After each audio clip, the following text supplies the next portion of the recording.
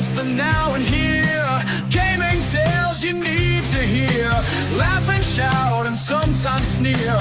Memories from all those years. Console wars and secret tips. Tips and tricks from pixel trips. News that pours from gaming sips. Critical minds and candid lips. And Generation X gaming show. Tune in where the thoughts flow. Rant and rave with words that glow. Weekly stories make them go.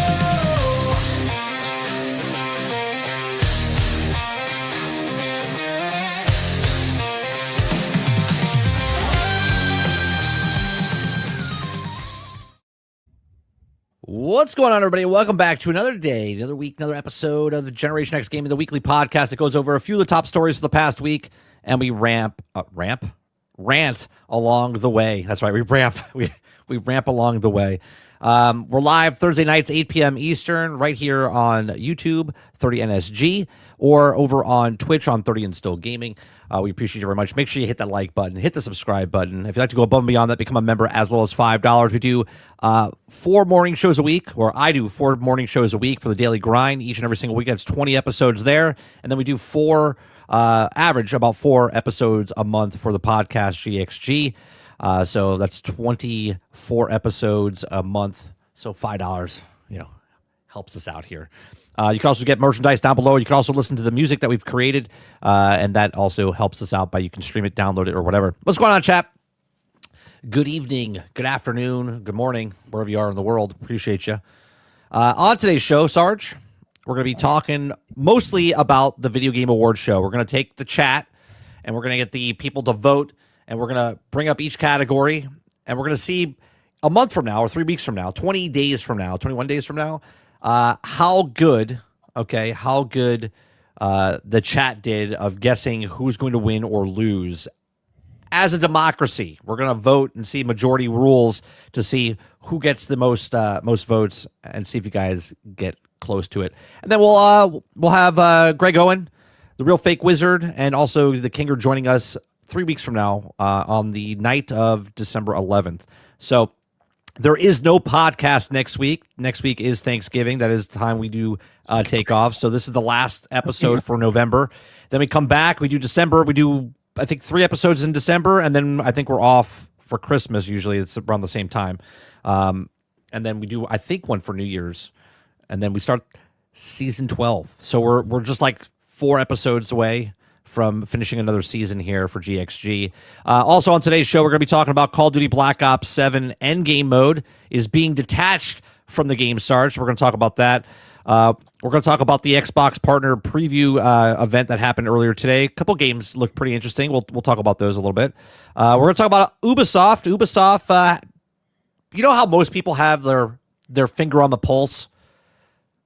Ubisoft's the opposite of that. They have no finger on the pulse. I don't even think they have a pulse. I think they have a thumb in the ass. Yeah, they have a thumb in the ass. No pulse whatsoever. Yeah, that's where their finger is. We're going to talk about that. We're also going to talk about Fortnite, or I should say Epic, is now allowing Unity onto Fortnite. So now they're Unity and Unreal Engine joining forces over there.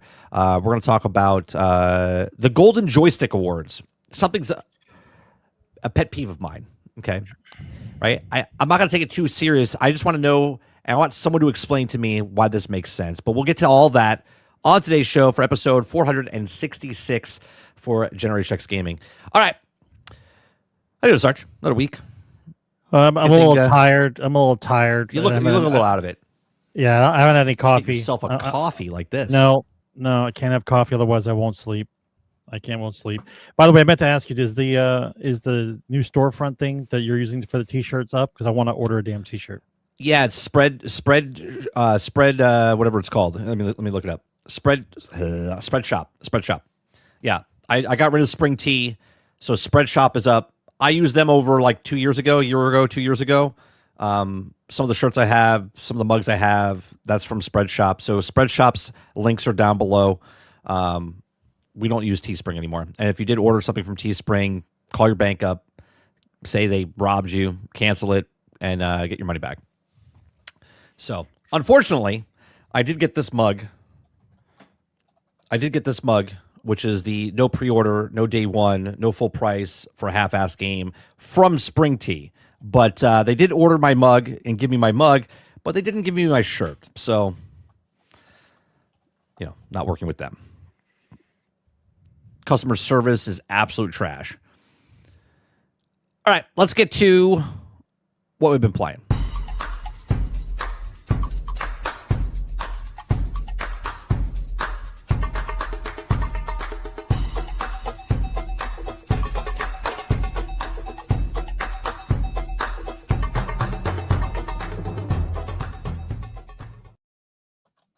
Real quick, Brain Eclipse, thank you very much for the using your subscribe with Prime over on Twitch. Appreciate that very much. Thanks for the 2 months. All right. No week down, Sarge. What have you been playing? You play anything exciting, new, different? I mean, exciting. I wouldn't call it exciting. I call it Ball Blitz, but you keep calling it it's Ball Pit, right? It's Ball Pit. Ball X Pit. Yeah. Ball. When you say Ball Pit, though, it means something different to me. That's why I keep calling it. You're thinking of the ball pit from like McDonald's. Just where ball kids like throw up and piss in. Wrong. Yeah, that type of stuff. Yeah. So I've been playing that one. I still don't understand the whole farming thing about it at all, but I'm figuring out the fusion for all the types of balls you can launch at the enemies. Hey, wait! I can tell you right now, the ones that spawn like your helpers that come up from the bottom of the screen to help them. They're garbage. I have a question real fast. Complete garbage. Why is everyone's name in YouTube different today? What is YouTube doing? What do you mean they're different? Well, like, Eclipse is not Brain Eclipse. He's Pink Floyd Easy, right? Big Mad Mode looks different, right? Z is Mr. Z now. Like, I thought they were all new people. I don't know. Did YouTube like change what you guys are doing? Like, did they switch?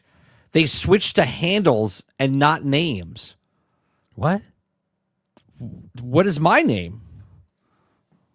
What is my name? I quit Twitch, so I don't know what it would be. No, it's not Twitch. It's on YouTube. Yeah. Oh, look, my name's the same. Oh no, mine's the same. 30 NSG. Oh, I got the 733 next to my name. That's the only difference. Interesting. I can't actually believe there's another 733 people with my name. So that's weird. Yeah, YouTube, I guess. Yeah, that's weird. Sorry. So you're playing Ball X Pit. Yeah, Ball Pit. Yep. I mean, I think it's a fun game, but it just reminds me, like I said, it's just a future version of Breakout with a story. But I don't understand the farming at all. Like, I just don't get it. You got to bounce guys off the tiles to collect the resources. I don't understand. I don't get it. I think my brain sees it, and I just locked in on special abilities and Breakout, and I don't look at like what the rest of it is because it doesn't interest me. Right. Making it through the level, killing a boss is like the goal, and the whole farming thing with the resources doesn't mean shit to me. It just doesn't mean anything. So you still want to play the game though? Like, you're still interested in playing the game, even though a part of the game you're like not even interested in? Well, if I can see, play when I'm not interested in the game, I just put it down. I'm like, I'm done. If I can play the game, advance through the levels and kill the bosses and move on to the next level, I'm playing the game. This other part of the game where the farming stuff, apparently I don't need it. I'm on the 4th level or 5th level fighting bosses, and I don't understand the farming. Eclipse said Eclipse last week said that you need the farm because that's how you. I forget what he said. Eclipse, what did you say last week about Ball Pit? Like, you needed. It's whatever he said doesn't matter because it's not stopping me from playing the game. Right? I'm not hitting a wall. By ignoring the farming portion of it, I haven't hit a wall yet, so I don't know what it's supposed to be. Doesn't it like exponentially like times the stuff that you're doing damage because of your farm? That's what you're supposed to do. Set up the buildings so that you can make them bounce in an area that you put resources there. You'll need mats to upgrade the buildings. Okay. But let's go along with that. Okay. I upgrade the building so I can bounce a guy off of it to get more resources.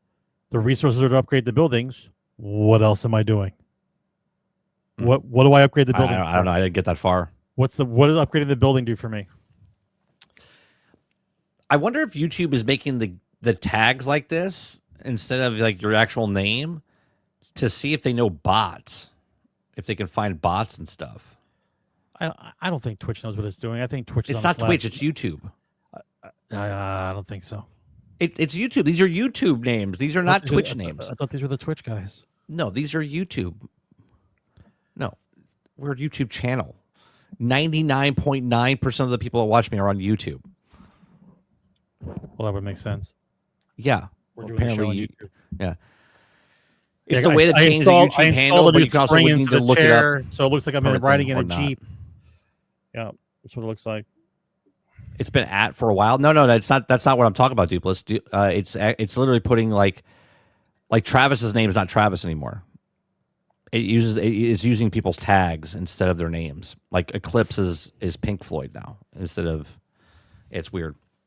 This is my sign-in name. It's not posting on my vanity name. Gotcha. Yeah. I've been playing Marvel Rivals this past week. Gambit went in last week. Gambit, Rogue's coming in. I haven't played in a while, so I've been playing Gambit. I've been playing Daredevil. I've been playing a little bit of Phoenix that I didn't play a lot when she came out before. I really like. Jason was telling me I was playing Gambit wrong the other day, so I started playing him like I said like Cloak and Dagger. He said it's more like Mantis. I never really played Mantis, so this is why I said Cloak and Dagger. He's a healer. I was confused because you hit LB, and when you hit LB, he heals himself, and I thought that was his heal deck, and then only after you hit LB, you would throw the cards and then heal. But his normal throwing the deck at your teammates heals people. I was like, so it's completely changed the way I played him. So now I sit back mid to long range, and I'll heal people. When I see people low, I'll move up, switch my power to the exploding deck, and just bam, and just pop people. It's so satisfying, and the character model that they did for him, in my opinion, is really good, really clean. Looks good. Yeah, he looks really good. Animations look good. It looks good. Yeah. So speaking of LBs, the LB decided to conk out on me on my controller. Okay, buy a new controller. Right? I have like two controllers always on standby. I have two controllers on standby. They're sitting in the corner of the room. Yep. When they're on sale, I pick them up. That's what I do. I just didn't think I would lose a controller to an LB or an LB. You know what I mean? You'd be surprised. LB goes faster than other ones because of the angle that you're hitting it. You don't think it unless you grab it. Yeah, but it's not cracked. It's just like it feels. No, it's like the way. It's the way when you take your finger and push, it rubs the way it is, and there's a spring in there, so it breaks it. Like to use it normally, you would have to like take your finger and jab it like a crab, right? But you don't. You just lay your finger on it. Yeah, I'm not doing crab shit. Yeah, you just lay your finger on it. When it happens, it wears the spring out inside. My finger spoons LB. Yeah, it hits it unevenly. Yeah. That's what happens. But I was going to say, not even old enough to get stick drift. I lose the controller to LB, and I turned it over and looked at it. There's no screw holes, bro. You have to crack it open. The problem, Eric. See, now I look at Chopper and it says Eric. The way I think of it is, I've told the story before. I had a buddy of mine that worked in the film industry with me, and his dad was a tester, right? So companies would send them their whatever, if it's a light switch, if it's a seat or whatever, and he was the guy that just put a bowling ball in the thing and just smashed the seat, or had a machine that just flipped the light switch. They want the report how many presses before break. Yes. So he did this type of stuff, right? So since he ever told me the story, I always look at like mechanical stuff, right? So like, because the button, the way it is up here on the controller, okay, when you hit it, your finger, okay, you think you're hitting it and you're pushing it and it's coming all the way, like Sarge said, like you take your finger and you're hitting it down. But what you're doing is you're hitting it on this side first. You're not hitting it dead square every single time. So because your finger hits it on the side, it doesn't go down like this. It goes down like this, right? Every single time. So over time, every time you're pushing a button or slapping, the A button and the analog controllers and stuff like that, they're tested for longer play to last, but the button up here is not, because you're hitting it on a weird position, so it breaks. I can show you a whole bunch of my other old controllers because I've taken them apart, and you can see where the plastic piece like wears down or the spring inside. It is what it is, right? You would think it would be the analog controller. Let's put it this way. I know for a fact that the original controllers were the best, and here's I can tell. Because the thumb analogs Yeah, the were rubber's worn. off. Yeah. The rubber was worn on the sides where my thumb was. I don't know if you can. Right. See. No, that's nothing, bro. No, That's a little bit. That's a little bit. My son's got Mine my were other like one. the texture was gone. Yeah, my thumb is It like was worn imprinted into out. this thing. Like before it even broke. You know how many hours of gaming you have Yeah. to do for the nubs to be worn to one side? Like a lot, bro. Many hours. I don't even get thumb wear now and the controller breaks. That's crazy. Yeah, Slug says my Steam Deck LB broke. And I couldn't repair it myself because I don't offer the button assembly for replacement. I think it's because our other components need to be calibrated on that board. Yeah, Slug's a good person there. She knows how to fix the shit and stop buying new stuff. She at least tries. That's what I'm talking about. Yeah. Gamers gotta fix their own stuff, man. You know how many times I've pulled apart a controller? Oh yeah, well that's how you learn. Like the first thing I do is pull apart the controller. If I see if you screws, have if I see screws, I'm pulling it apart. If you have a broken controller, like doesn't work, take it apart, learn the mechanics and stuff like that. Yeah, and you know what? And if you really don't give a shit, honest to God, if you just put it on eBay and just say, "This is my controller. This is how old it is. This is the button that doesn't work. Who wants it?" Somebody goes, "Yep, I'll take it up. because you offer for $20. Yep, $25. I'm gonna buy it and they'll fix fix it. Absolutely. I don't throw controllers anymore. I just put them on eBay. I'm like, oh, that one's done. Do I want to take this one apart? Do I feel like it? I'm like, nah. Let's see. eBay. It's the best way. Alarm clock. How many times I took apart my alarm clock to see what the inside is and then put it back together? I sell the controller. You're like, I have extra parts. You're like, if I sell the controller for $25, somebody gets it and fixes it themselves, and they have themselves a nice controller. I now have $25, and then when I go buy a controller that's on sale for like $40, I'm actually saving like almost $40 when I buy a controller. I'll take that deal any day. Wolverine says the surgery I had to do on high school to fix my heat sink in my 360. I had 3 red rings, made me feel like I was defusing a bomb. I know exactly how you feel, Wolverine. The red ring was the most depressing thing ever, bro. Yeah. I was so heavy into gaming during the 360 I era. learned how to solder because of the 360. The red ring. Yeah. I learned how to solder because of the red ring of death. Yep. Yeah. I went through 3 Xboxes.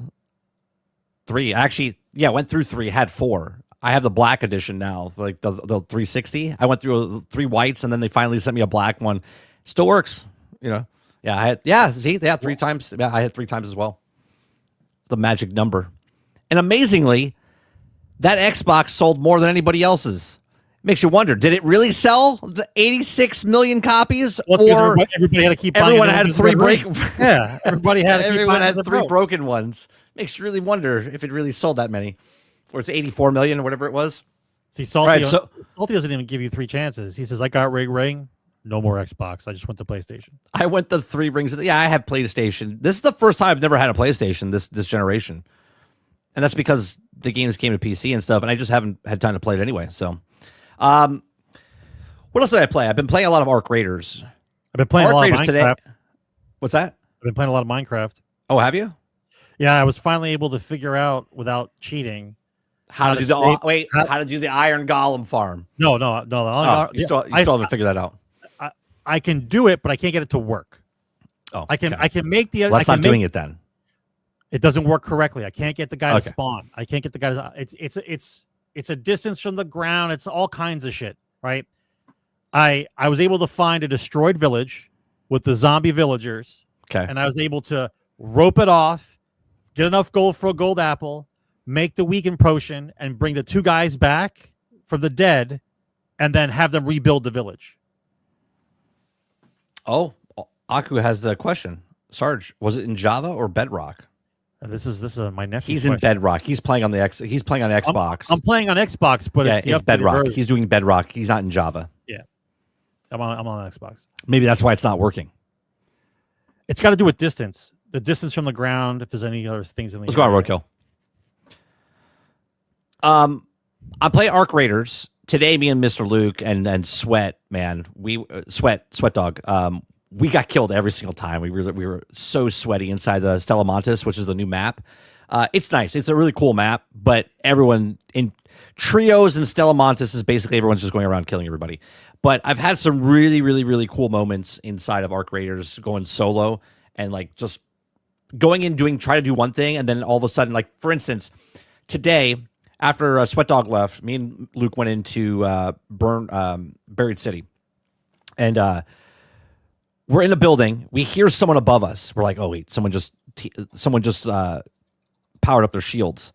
He's like, they're above us. So I pop out the window, and I see a guy jump down. So obviously I shoot. Right, I shoot right away. As soon as I shot him, he's like, "Whoa, whoa, whoa, whoa!" He's like screaming. His friend was like, "Don't shoot, don't shoot." So then the guy that I shot was healing his wound. It already sounds like it's a setup. They don't want you to shoot, but they're going to kill you. Nope. So I shot that guy. He started screaming. His friend shot me. So now I have to heal. They stop and say, "We won't shoot. We won't shoot." So all of a sudden they're like, "Hey, we need to kill a bombardier. Do you guys want to help us?" I said, sure. So we teamed up in a duos match, and then we went to go kill a bombardier, and then we went off our separate ways, right? We got the core and stuff and went off our separate ways. And I went, oh, if I didn't shoot that guy, we would have never stopped to talk to him. So that moment that I shot made that connection of, hey, do you guys want to team up so we can go kill this bombardier type of thing? So it's just like little things like that make that game. That's why the game is so much fun, because you don't know what you don't know. And you think that everyone's going to shoot you in the face, and we just got killed like 3, 4, I think it was like 4 or 5 times in a row. So that's why we shot first, because I was tired of dying. Okay. But for the most part, I really like the experiences. Another guy one time, I needed some cooling fans inside the thing, and I broke into the door was barricaded, and I thought that was weird. So he barricaded on the back end. So I pried it open, moved to the side. I see him shoot at me. He misses. I go, hey, I'm just looking for cooling fans. He hesitated for a second, goes, oh, no, they're all gone. He's like, I've been looking for them as well. And I was like, all right, cool. I was like, well, is it cool if I just come in and search? He's like, yeah, it's fine. So I go inside there, doing my own thing. We start running to the map. We joined forces. We started running around the map, and then all of a sudden, the Rocketeer spotted him. The Rocketeer killed him. I got away. I go, you know what? I was like, let me search his body. So I searched his body, and the motherfucker had he had 2 cooling fans on him. I was like, son of a bitch, right? Because I just needed one. Did you kill him, or did someone kill him? No, the Rocketeer killed him. The Rocketeer killed him, right? And I was just like, let me see if he, right? And now I have it. And I was like, I gotta get out because I need these fans, right? I need these fans. So I was like running to extraction. Now I'm like really nervous because I don't have a safety pocket because I went in with a free loadout, right? Yep. So it's just like little moments like that really. This game is special. That creates the game. Yeah, this game is very special. Was that Z? Z says 30 hit the bombardier about 6 times, almost died. Lucky they had a mine. Yeah, they did all the work, but I got the core, so I'm okay with it. Yeah. So I've been playing that, been playing Marvel Rivals, and what else am I playing? Just like one other. Oh, we played Star Wars Battlefront 2. I love that game. It's so good. It's such a good game. 10 years. It's on the 22nd old, and it looks like it was 10 years. made this year. Yeah, better than this year. It's like the future. Okay, yeah, that's really good. That's the difference between a dev team that knows their shit, right? That's what it is. And by the way, I was looking at some articles about the Dune game, the MMO, whatever you guys want to call it. I'm just like, which one? The one that came out, the MMO version that came out that no one's playing now, the Dune game. Dune. Oh, Dune Awakening. Dune Awakening. Yeah. Dune Awakening. Yeah. Like, however, the Dune Battle for Arrakis RTS game. Anybody on PC wants to play a multiplayer game, I'm game. A lot more fun there. A lot more trash talking on there than it is on. What game is that now? Which one is that? That's the original one that I bought from a while ago, man. That's years old now. Oh, okay. The one that was in early access for a while. Yeah. Yeah, the RTS game. Hey, listen, guys, I'm not going to toot my own horn, but we talked about it lasting 6 months, and we're right on the cusp of that right now. Sarge did say 6 months. You guys don't give a shit about Dune. Trust me. You guys care about MMOs, but you don't care enough about Dune. I mean, I put 100 hours in, and I moved on. I got to go back and play the DLC. Play the DLC. I'm sure it was a fun game. I just talking about the staying power. The staying power. Yeah, I understand what you're saying. Yeah. Yep. All right. Anything else you've been playing? Minecraft, Company Heroes 3. I've been playing that a lot. because they're coming out with some new commanders and some new army packs on the 27th. It comes out next week. Actually, 27th is Thanksgiving, so that'll be that's what I'll be doing Thanksgiving weekend. I'll get off work and start playing Company Heroes. How is that? Is that good? Oh, did you sent me that map for Hell Let Loose, the new Hell Let Loose map? Have you played it yet? Hell Let Loose map, the one that the burning city, the burning. I played. I've been playing Hell Let Loose on and off the week, but the rotation that I was in, it never popped in. Never popped up. I did play. I don't think it's in the game yet. I think it's in the testing. I think it's in the testing. That's why it's not in the. It's just a test server. It's just a test server. That looks good, though. But I mean, it takes a while to get back into it. Like I hadn't played in a while, and so for the first time, the first maybe 45 minutes I was playing, I was absolute dog shit. In the wrong positions, can't see the guy, getting flanked, and it was repeated enough for me to almost just stop playing. It's like, I don't see it, I'm dead. I don't see it, I'm dead. Like over and over again. Like I don't see it getting shot from. And I'm like, okay, I can't play this like a normal shooter. Get back into Hell Let Loose mode. You got to look where they're going. Where would you go if I wanted to kill me? Where would I go? Like you have to start thinking that way.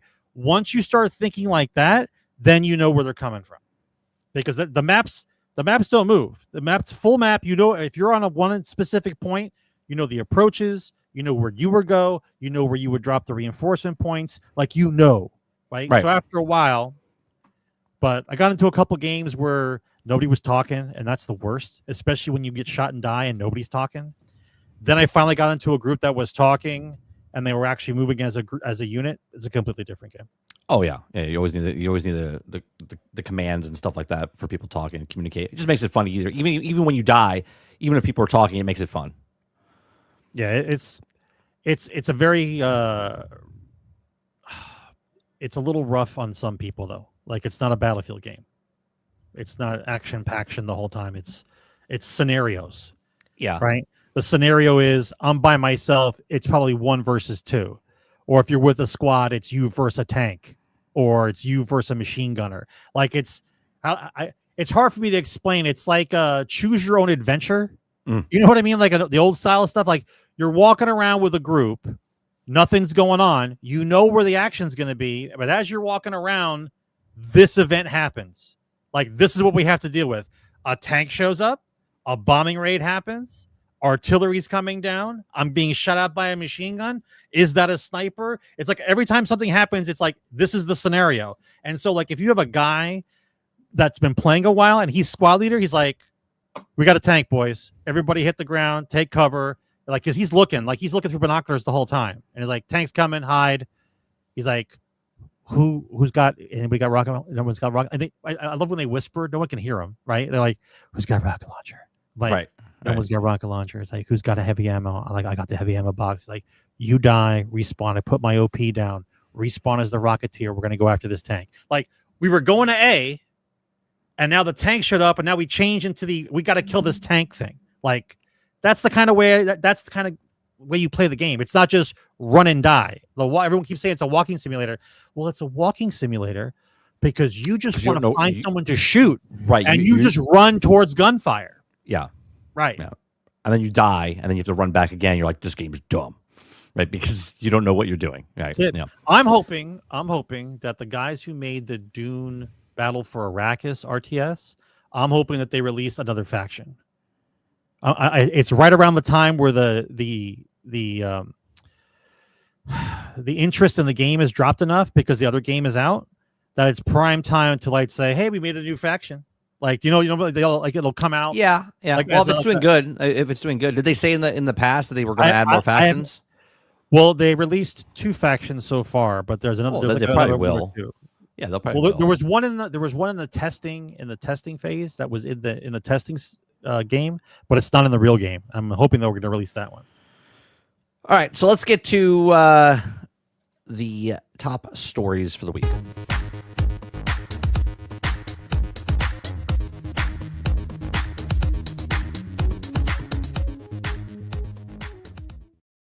Top story: gaming awards shows don't mean shit. See you next week. Right, news at 11. Real quick, Cosmic Invasion, which is that side-scrolling game that we've shown a couple times on the Marvel one that's coming out. It's coming out December 3rd, I think it's coming out. December 1st or 3rd, chat. I forget which one it is. I think Cosmic Invasion comes out in a couple weeks, like 2 weeks, right? So Cosmic Invasion's coming out on Game Pass. They just announced for Xbox. So if you have Game Pass Ultimate, it's coming out on Game Pass. But it's not on sale. Okay? Now, someone in chat, just confirm. Can you buy Cosmic Invasion on Xbox, or is it just through Game Pass? That's my question. Second part of this is that a physical copy is coming out for Cosmic Invasion, but it's coming out in March 16th. The physical copy is coming out. It said it should be around $30. Okay. So Cosmic Invasion on Game Pass. I don't know, because I haven't checked myself, if you can purchase it. Someone said it's only on Ultimate, which I thought was interesting if it is. It says a Nintendo Switch 2 for $30 on their website. Okay, so it's on Nintendo as well. Coming out December 1st, Water, right? So, but anyway, the physical copy comes out in March 16th of early next year, and which is cool because now I want a physical copy of this. So I'm going to play it on Game Pass, right? And then when the game comes out in March, I'm going to buy the physical copy of that game because I think it's I like it. I think it looks good. It's one of those things I want to keep. I bought the Teenage Mutant Turtle one, so I want to kind of collect those types of games. Altered says, whoa, gatekeeping.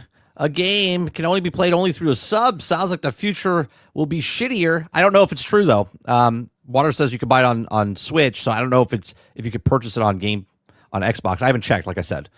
But I do know it's part of Ultimate, which is interesting because there are a lot of more indie games are coming to Game Pass in that form. Other than that, Sarge, Battlefield 6 is selling so well. They've said themselves that Battlefield 6, it's claimed that they are the number one selling game shooter this year. But it's selling so well, Sarge, that they've decided that Battlefield 6 is going free to play for 1 week, starting next week. Now, I know. Weekend. Make it make sense. Weekend. No. The entire week. A week? Like 7 days. 7 days, right? 7 days. So make it make sense for me, Sarge. Your game is selling so well that you now need to put it out there for free for an entire week because it's selling so well. But what part of the game is free? The whole game? Well, no. It says Battlefield 6, the latest ambition shooter, is legendary first-person franchise, is preparing for a free-to-play for a week starting November 25th.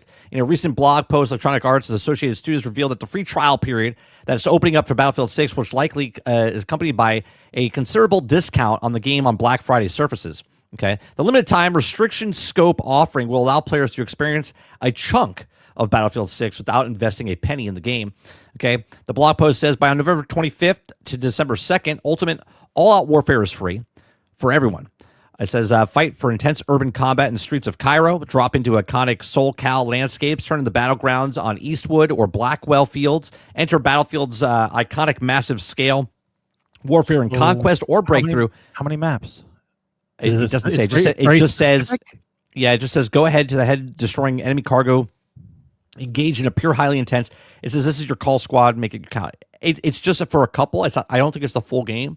It might be, just a couple of game modes. It doesn't make sense to me. Why it's selling so well? Why is it a week? And then why is it very specific what you're allowed to play?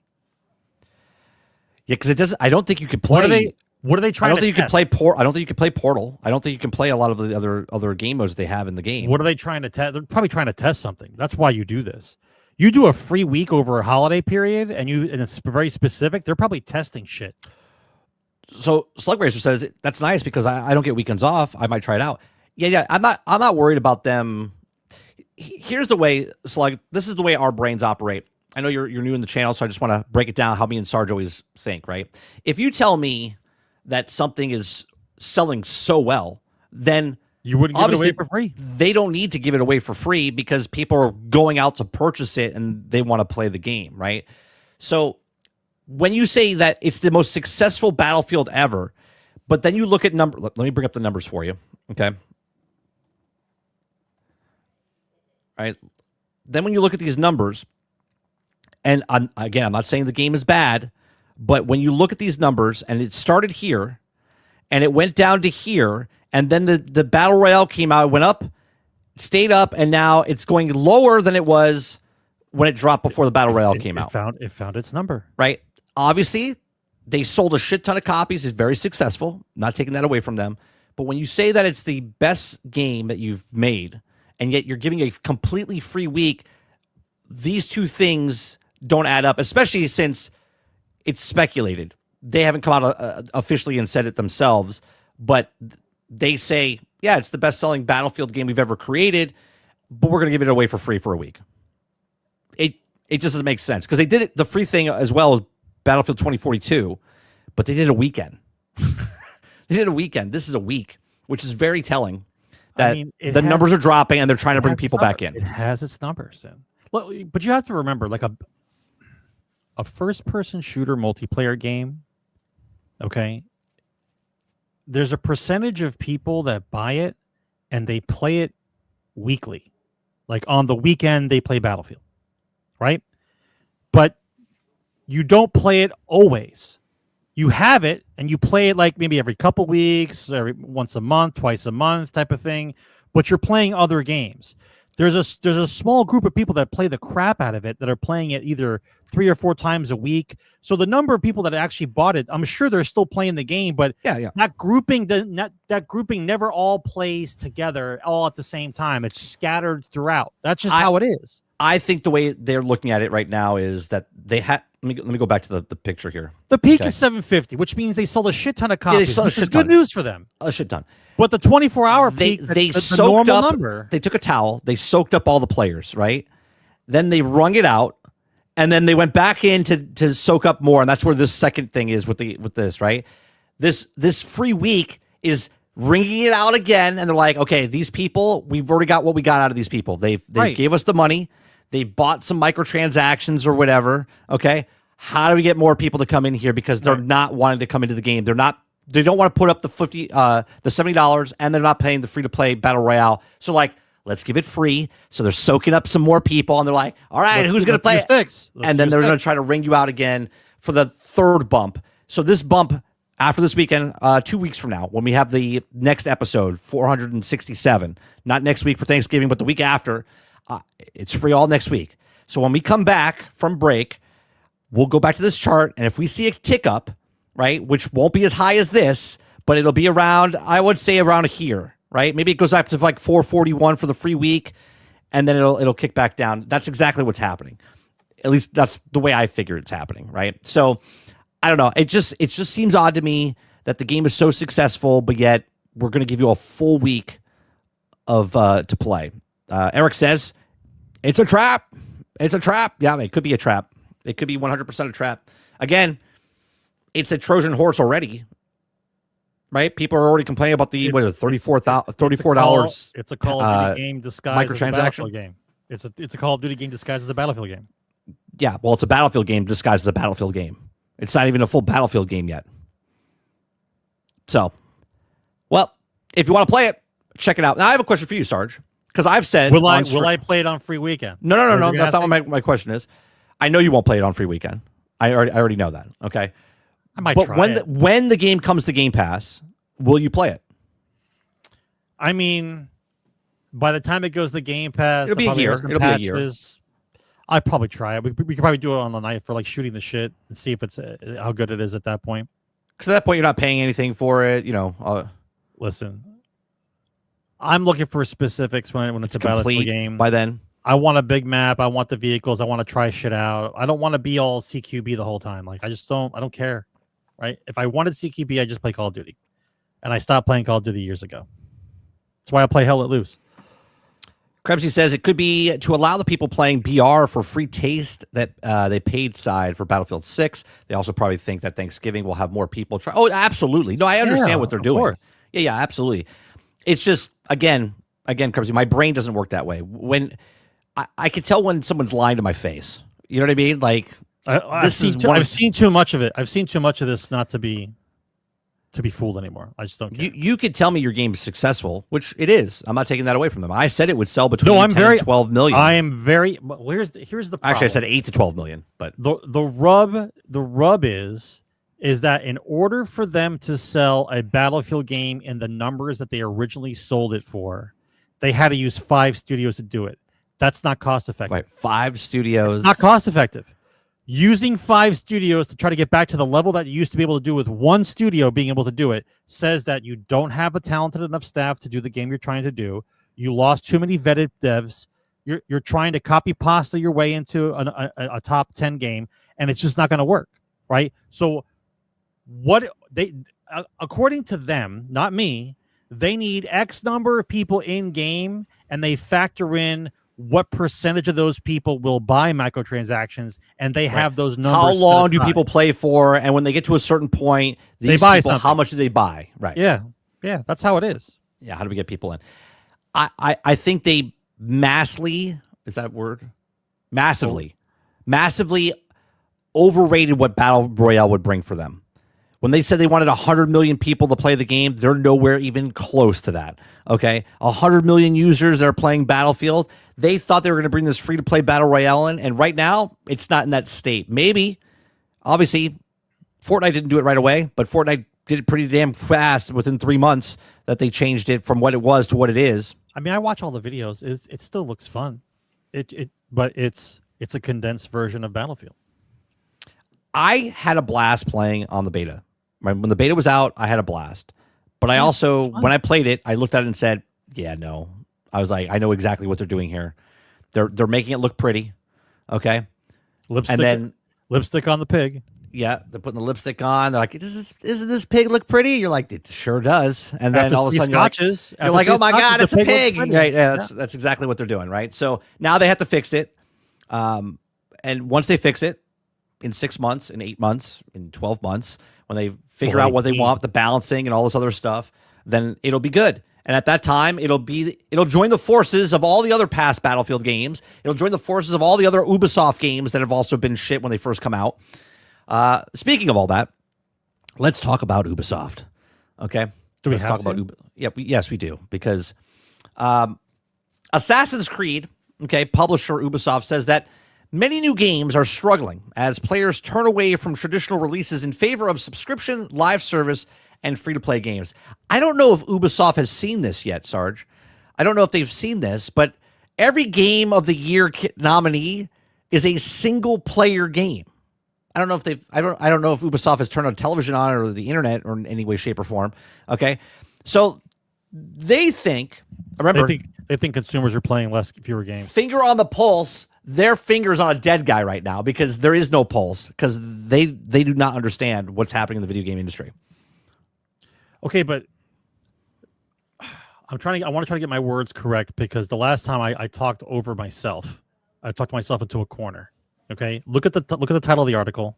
Go back up to the title. Well, it's too fucking long. First, right, off. And then look at where it says consumers are playing fewer games.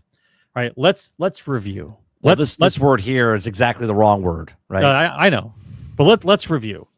The reason why gamers are playing less games is because you are creating games that suck up their time, that they can only play a certain number of games to do what it is they need to do because you have structured the games to want to monopolize their time instead of making a game that's playable, finishable, and we move the fuck on, right? You, in your greediness, wanted to make all games time sinks. Yeah. All games are time sinks now. So if all games are time sinks and then no one plays your game because there's too many other games that are time sinks, then you complain that consumers are playing fewer games. I say, right? Incorrect, right? You painted yourself into this corner. You copy pasted yourself into this corner. Nobody gives a shit about you anymore, right? And as far as I'm concerned, you need to go the way of the dodo, right? Which they are. Supposedly, I don't care if they're getting bought out. It doesn't supposedly matter. They already bought out by Tencent. The people that are still making the games are still making the slop. It doesn't matter. It doesn't matter who buys it. What I find funny is that two of the games that came out recently, we have Dispatch and we have Expedition 33, are all ex-Ubisoft developers that left the company, made those separate games, and both those games are very successful. Yes. It makes you wonder. What's the point? What are they doing? How many people at Ubisoft right now that are working in the 10,000 studio, place that could leave and go make their own studio and be successful because there's talent there, right? There's talent there that are stuck behind these games where they have to make the minimal viable product for Assassin's Creed. They have to make the minimal viable product for Division. I love Division and Division 2, but what I'm saying is it's the same type of games that Ubisoft makes, and they think that people don't want to play their games because they're not playing games. They want to play live service. No. You can make a good game. The thing is, make a game, sell a game. You're making a brand, and you keep selling that brand over and over. And then when Shadows doesn't sell, or I don't know, what other game did they came out recently that didn't sell, right?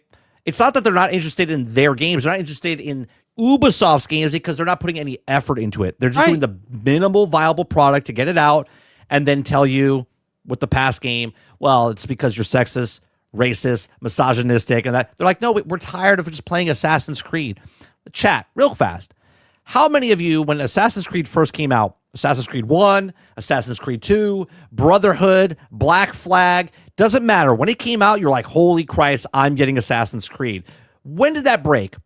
When did that break for each of you, right? Was it after 4, after 5? It's the same thing. Look at what's happened in Call of Duty, right? 15 years, the same thing. People are like, I'm tired of Call of Duty, right? And it kind of goes through this like cycle. Everyone's like, no one likes Call of Duty anymore. No one likes Call of Duty because it's a minimal viable product now.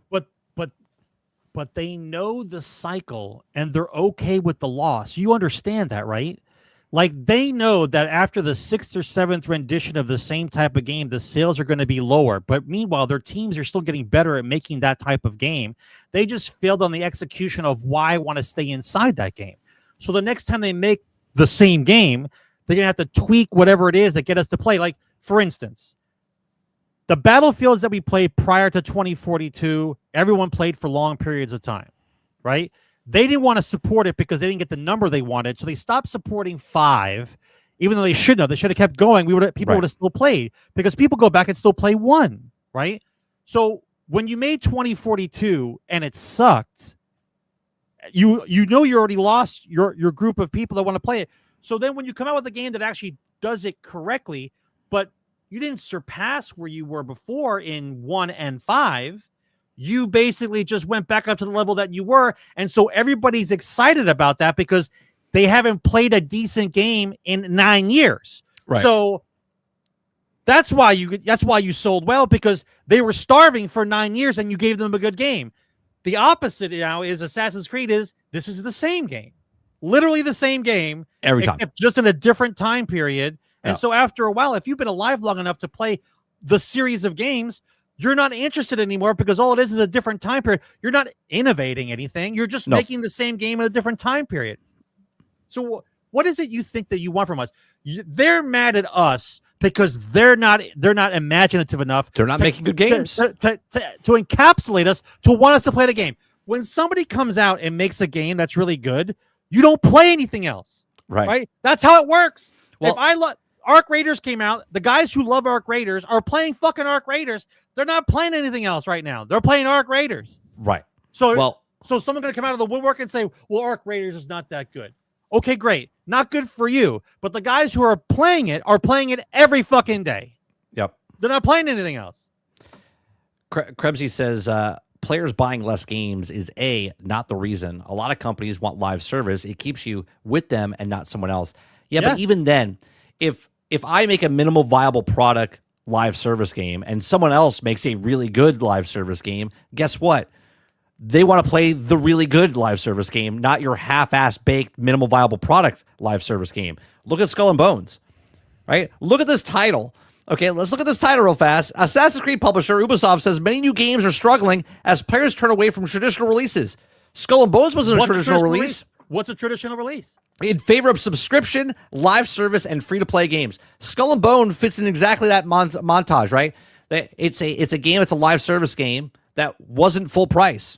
Was it full price? I thought it was $40, or did they charge $70? I forget. Okay. But because the game's a half-ass game, you couldn't even get off your boat in the game. A year later, they fixed it where now you can board other people's boats. And yet Ubisoft, for some strange reasons, like, yeah, people just don't like these types of games anymore. Meanwhile, so blind, bro. They're back blind. on Earth, people love these types of games. They don't care that it's a single-player game or a co-op game or an extraction game. They want to play good games. I'm sorry. Does Mega Bonk seem like it's this competitor to Skull and Bones and Assassin's Creed? It shouldn't be, but it is. Why? Because it's a fun fucking game, and that's why people like to play it. Weird how that works. Yeah, just make weird a good how game. Right, weird how if a game is really fun to play and you get to play with your friends that you want to play the game, or if it's a really good single player game, you really want to play the game, you don't want to play anything else. Weird how that is. Expedition 33, even though it's not selling like 20 million copies, it's a single player game. There's microtransactions to buy like cosmetic type of stuff. There's no battle pass. There's no live service thing for that thing. You buy the game. Not a full price, by the way. It's $50. Right. Because they didn't use, and it's a good game because they didn't use 5 studios to make it. That's right. Right. They didn't bloat themselves into oblivion. And weird how when you have a single player game that's really fun to play, you'll play it until you finish it, and then you put it down and play something else. So that's why I don't understand. Weird how that is. They make the 60, they make the 70, they make the 80. You make the game. I play your game for 10 hours, 50 hours, 100 hours, and then I'm done. I put it down. And I go, man, I can't wait for that game to come out with a sequel. Right? Or whatever else. Replay, right? or if there's options, you replay it. You They're replay like, it if there's options. They're like, oh my God, they put our game down. We need hit the red button. We need to make them come back. It's like they bought the game. If Battlefield doesn't get played again, they still made the $70 off 10 million people. But their mentality now is they're trying to recoup a number based not off of just all the sales. time. They're looking for the reoccurring money and the all revenue the time. after the game is released. Yeah. They want to make $70 every month for the life of that game. Not $70 one time. They want to make $70 every month. That's correct. Every month, I want to make $70 for this game. Keep people coming back. So, anyway, there's Ubisoft. Always in trouble. Never going to learn. Speaking of Mega Bonk here. We're going to go to the Game Awards in just a couple minutes or so, right? Mega Bonk withdraws from the Game Awards after Best Debut Indie nomination. So this is interesting to me, and this also tells it yells bigger to me, because obviously we know that the Video Game Awards is not really something that, as viewers, we look at it and go, we're there for the trailers. We're there to see what games and the commercials and stuff like that. For developers and stuff coming from the film industry, this is a big deal for them, right? Getting nominated, being rewarded for your time that you spent 4 years making a video game. You couldn't see your kid grow up. You're working long hours and stuff like that. This is their time. If it's this award show or that award show, whatever it is, right? This gentleman made a game before Mega Bonk, and because it was a debut, he was like, yeah, no, this is not my debut. This is another game I've created. So he pulled himself out of the category and said, give someone else a chance to win, because obviously he understands that it's a big deal, because you could put that thing on your box that says, best indie game of the year or whatever, and that will help them grow their company and whatnot. And that's what it really is about, right? It's about the sticker on the box that you can say game of the year, nominated, or whatever it is. But that's why it's important for the people that are voting on the games are people who are either in the industry and play games or make games. Not people outside the circle who do not understand the industry, who are voting to see who wins in categories. Right. That's the difference. So it's meaningful to them. So you should be respectful and have people who are in the industry or know the industry voting on it. Right. So this is good news, I think. This guy sees it and goes, you know what? Honestly, the Video Game Awards is not that big of a deal. So let's have someone that's never had, because they never felt this feeling before. Brand new developer coming in, made a game, give them that spotlight, and then they'll peel back the curtain a couple of years and go, yeah, the Video Game Awards show didn't really do much for me. Whatever, right? So kudos to this man, right? That's goodwill for him and Megabonk. Very successful game this year created by him. It's very honorable. What are you talking about? Yeah. When you step down, he knows what the story is. He gets it. So the next one, this is a pet peeve of mine, right? Now, obviously, I understand the Golden Joystick Awards is over and people got the wins and stuff like that. I looked up on how they vote for the stuff, right? So the Golden Joystick Awards, all the outlets or whatever, the people that vote for Games Radar and everything else, put a list together. They vote, and then once they have all the categories set, okay, then they put it out to the people, and then anyone in the public can vote for these games, okay? So it's not that these guys are just writing in their own names in and going, "Oh yeah, that's the game I wanted to win," right? They've what do you call it? They've filtered through and said these are the games that you're voting on, okay? Right. So I'm a little confused by this, okay, because it makes no sense in my mind, and maybe I'm losing my marbles. Maybe I'm going crazy. Maybe I'm the crazy one here. But I want to show you two things here, right? We have this right here, which is the PC game of the year, right? We got Hollow Knight Silksong, which won inside the Golden Joystick Awards, okay? You have the Altars. You have Kingdom Come Deliverance 2. You have Peak.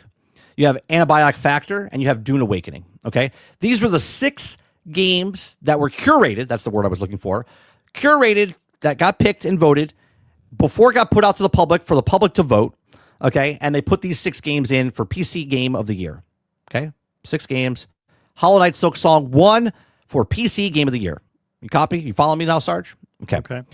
Console has a separate category, and Joysticks Awards used to do separate PlayStation, Nintendo, Xbox, PC. They used to have 4 different categories for best. Now so they just put console and PC. So they had to have done little groupings before this and then sift them down to get to this then. You know what I mean? They stopped like 2 years ago, 3 years ago. They stopped getting rid of all the different consoles, and they just put it in one console game of the year. Yeah. All right. So console game of the year, they have Donkey Kong Bonanza, right? They have Monster Hunter Wilds. They have Ghost of Yote, which it won, okay? Death Stranding 2, Sonic Racing Cross Worlds, and Mario Kart World. Mind-boggling that 2 kart racing games are in the game of the year category. But anyway, so those are 6 games in the console. Now, you saw the 6 games up here, right, for PC game of the year. You have the 6 games down here for the console game of the year. Sure. So now there's one more category, which is the ultimate game of the year category. The fuck is that? It's the one game that's the best game of all games. So what would you think, Sarge? Is that game of the year of the game of the years, or that's the ultimate game of the year, right? That's between PC and console. That's the game of the year.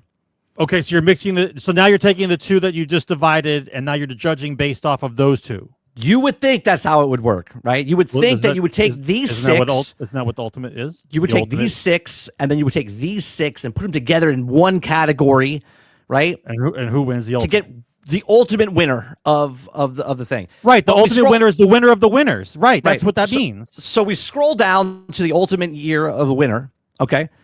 And we have Split Fiction, which wasn't in the category of PC and console, wasn't there. Okay. We have Blueprints, which wasn't in PC and it wasn't in console. Okay. We have Indiana Jones and the Great Circle, which wasn't in PC and it wasn't in console. Mario Kart's missing. Okay. Sonic's missing. A couple other games that were in those categories are not in this category. I don't understand. Please make this make sense. So they just so they invented a new category just to put people in there to nominate them to make them feel better? I'm confused. That's the way it looks like to me, right?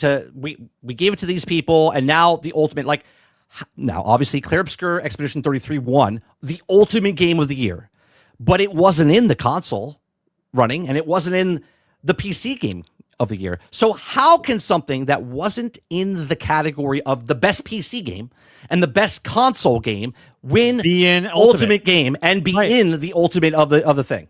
Right. So this is why when you look at this, it makes it meaningless. It makes it meaningless because you don't base your criteria on anything. You're just naming shit and calling it whatever you want to call it. This is the problem with the award shows. Like, this doesn't mean anything to me. You can't be in the top running for your division, and then you're not in the running for ultimate. Right. Ultimate means the winner of the winners. That you invented your own. You invented another category, but you have that's the people way. in here. That's the way I would take it, right? It makes no sense to me. And again, it's a pet peeve of mine. I understand, right?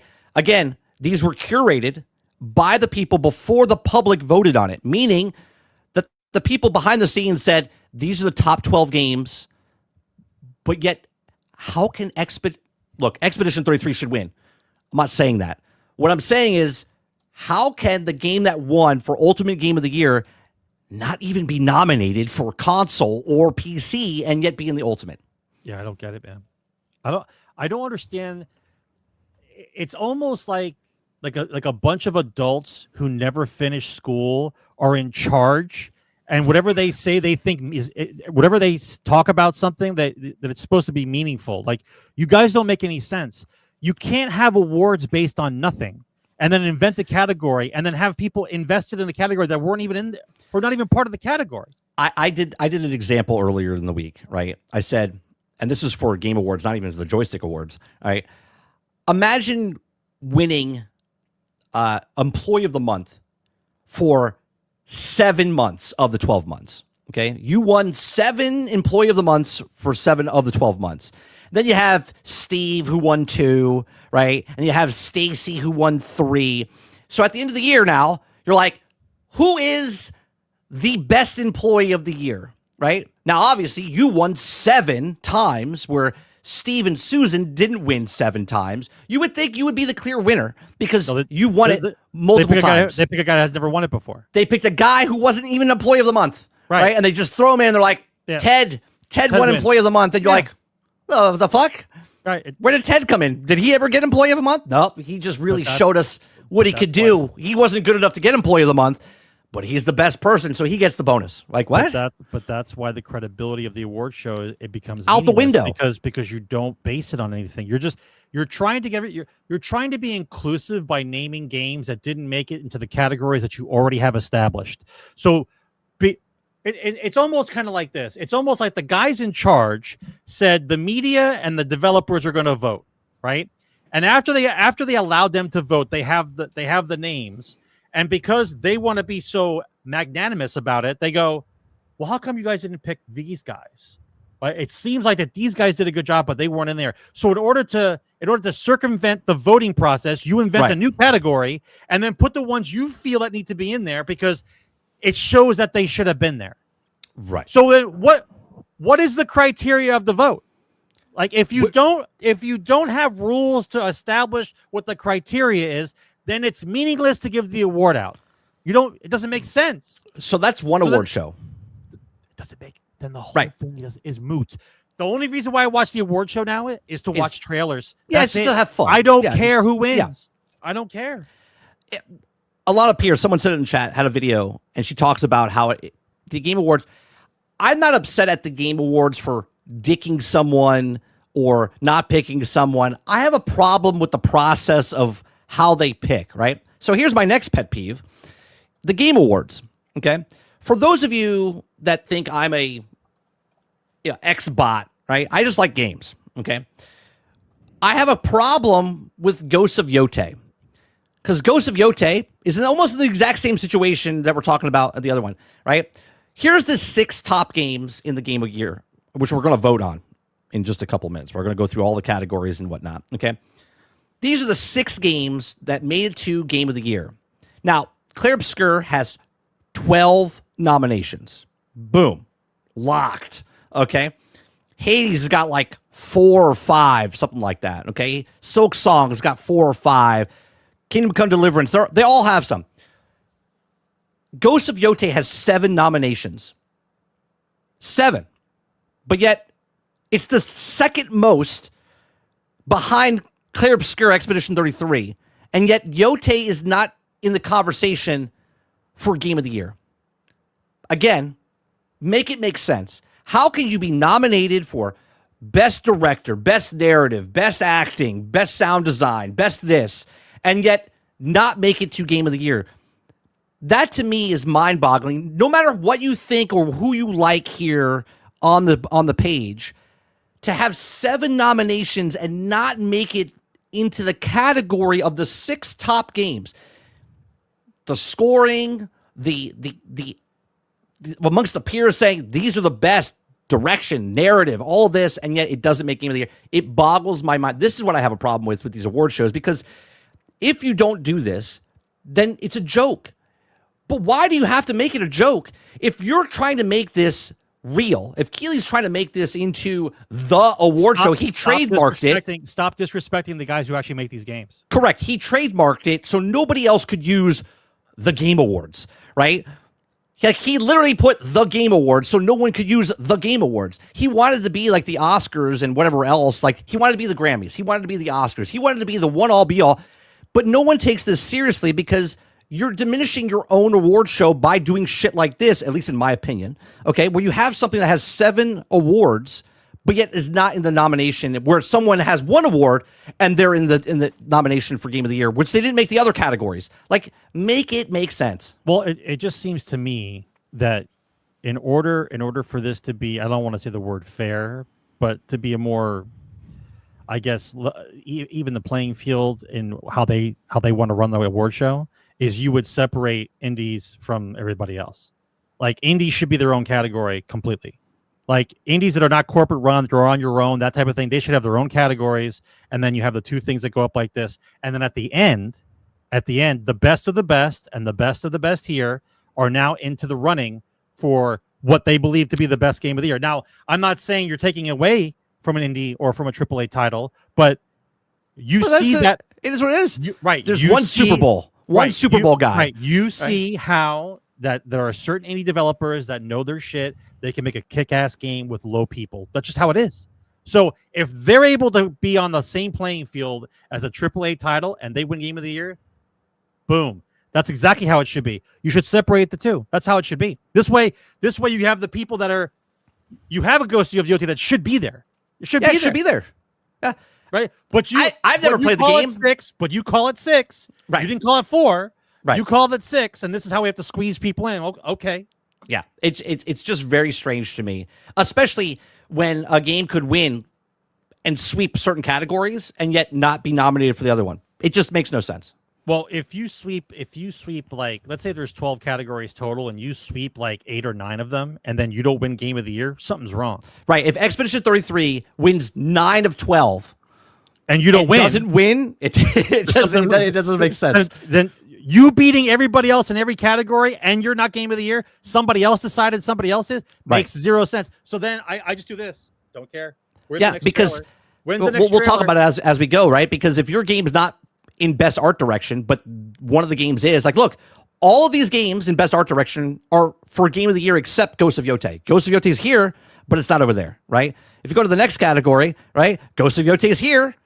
All the rest are in top games. You're not showing the categories? Oh, I'm sorry. Right? Ghost of Yotei is in best score in music, okay? But it's not up for Game of the Year. Ghost of Yotei is in best art direction. All of these other games are for nomination for best game of the year, except for Ghost of Yotei, right? Right. Then you go to the next category, right? Best narrative. Ghost of Yotei is there. All of these other games besides Silent Hill, okay, are for top games of the year, right? You can just keep going. Best game direction. Look, Yotei's there. Split Fiction's there. All of these games are in for best game of the year, except for Yotei. Yotei's got 7 nominations and didn't make best game. You have to look at that and say something's fucked up in this process. You don't have a proper system in place that judges games the way they're supposed to be judged, right? You don't. It's based. I think it diminishes what you're trying to do for the whole thing, right? If you're looking for, I understand that people don't care, but it matters to the guys who are making the game. Now, I don't think that the developers who are making the game should feel like we do. That they should be at an award show, they get dressed up, and then they're made to act like they care, knowing full well that the whole system is fucking just trash. It's a pomp circumstance type of thing. So why did I get dressed to sit in the audience? Because you guys want to make some pretty fucking plastic awards up, but you don't care about what it actually is. Because the way it looks like it's disrespectful to the guys who actually make the goddamn game. The way it looks like to me is Keighley's using them so he can make millions and millions of dollars, right?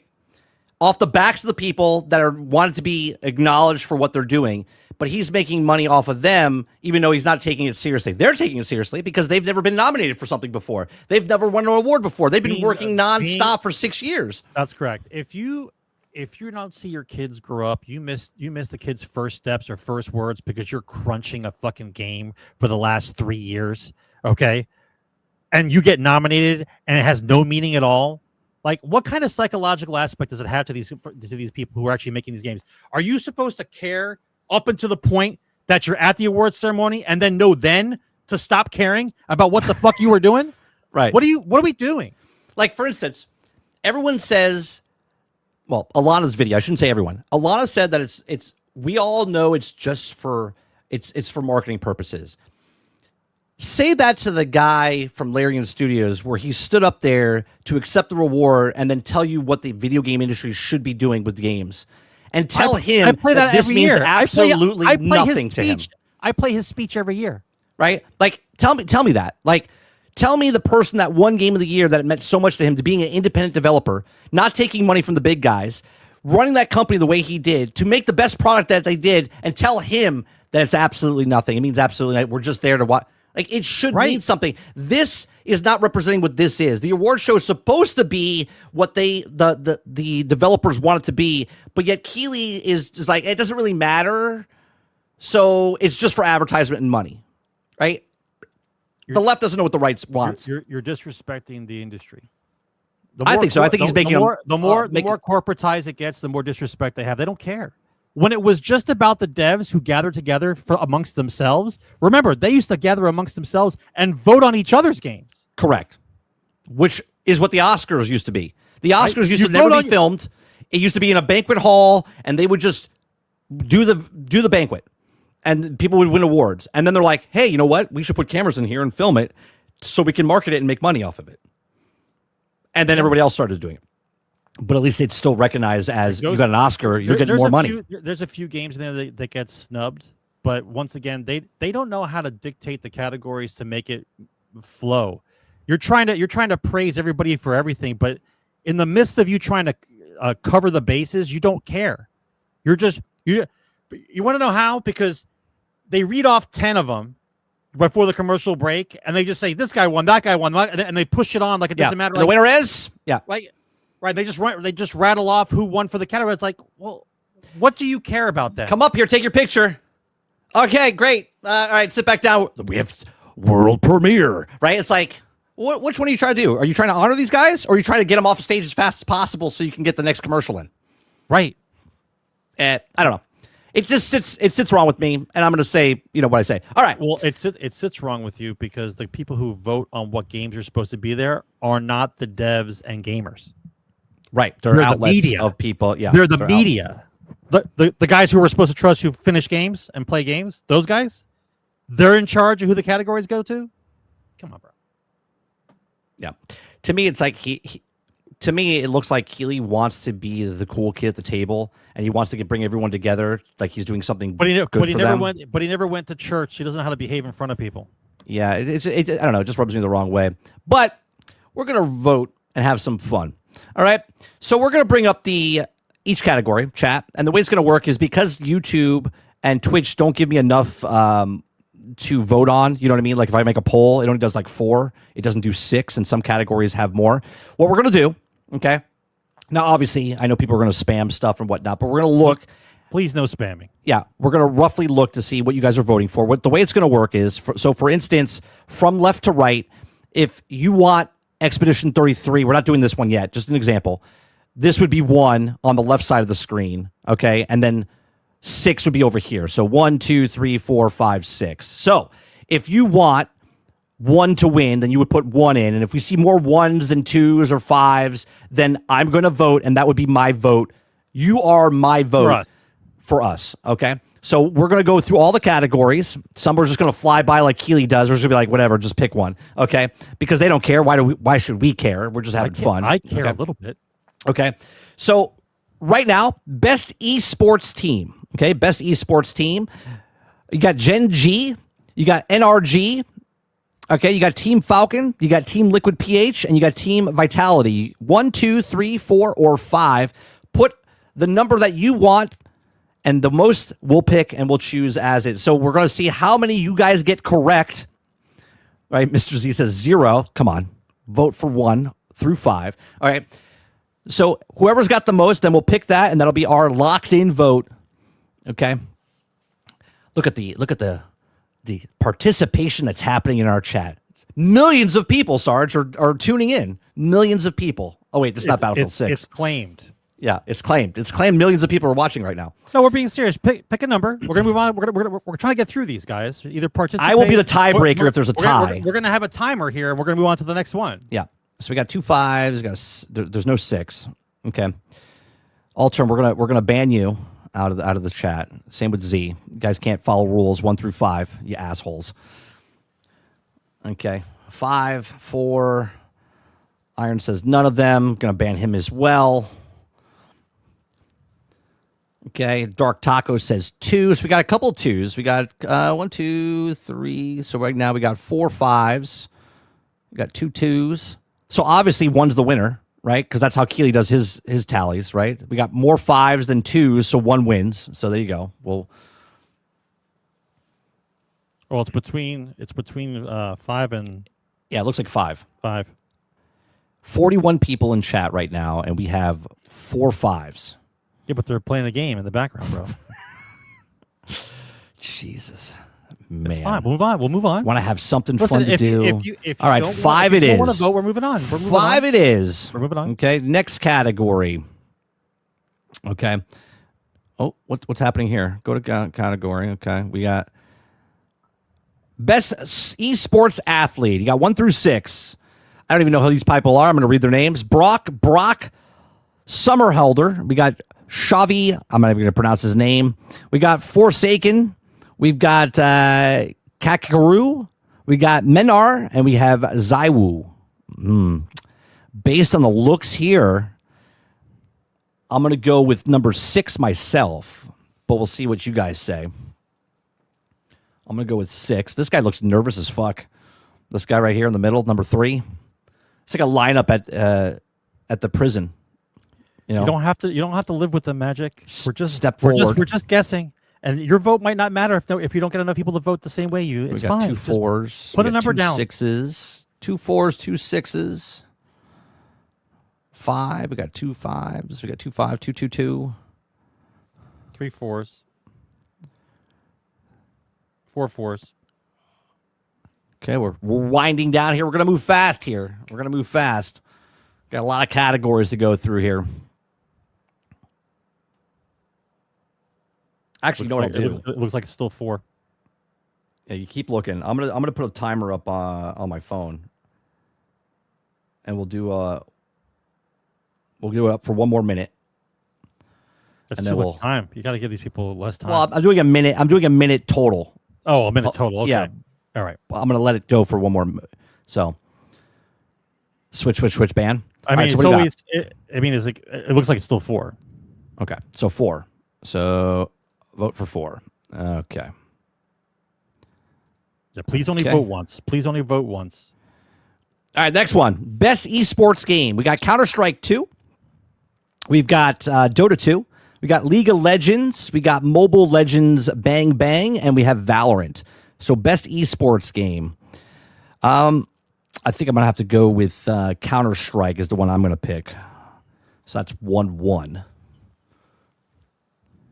All right, where are we starting here? You know, we got 1-1. We got Dark Taco 1.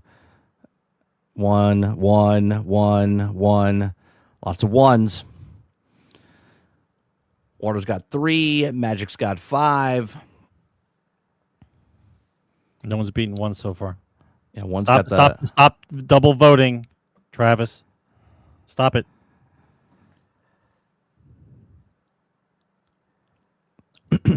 This is why we can't have nice things. This is why we can't have... All right, so we're going with 1. We got 10 seconds left.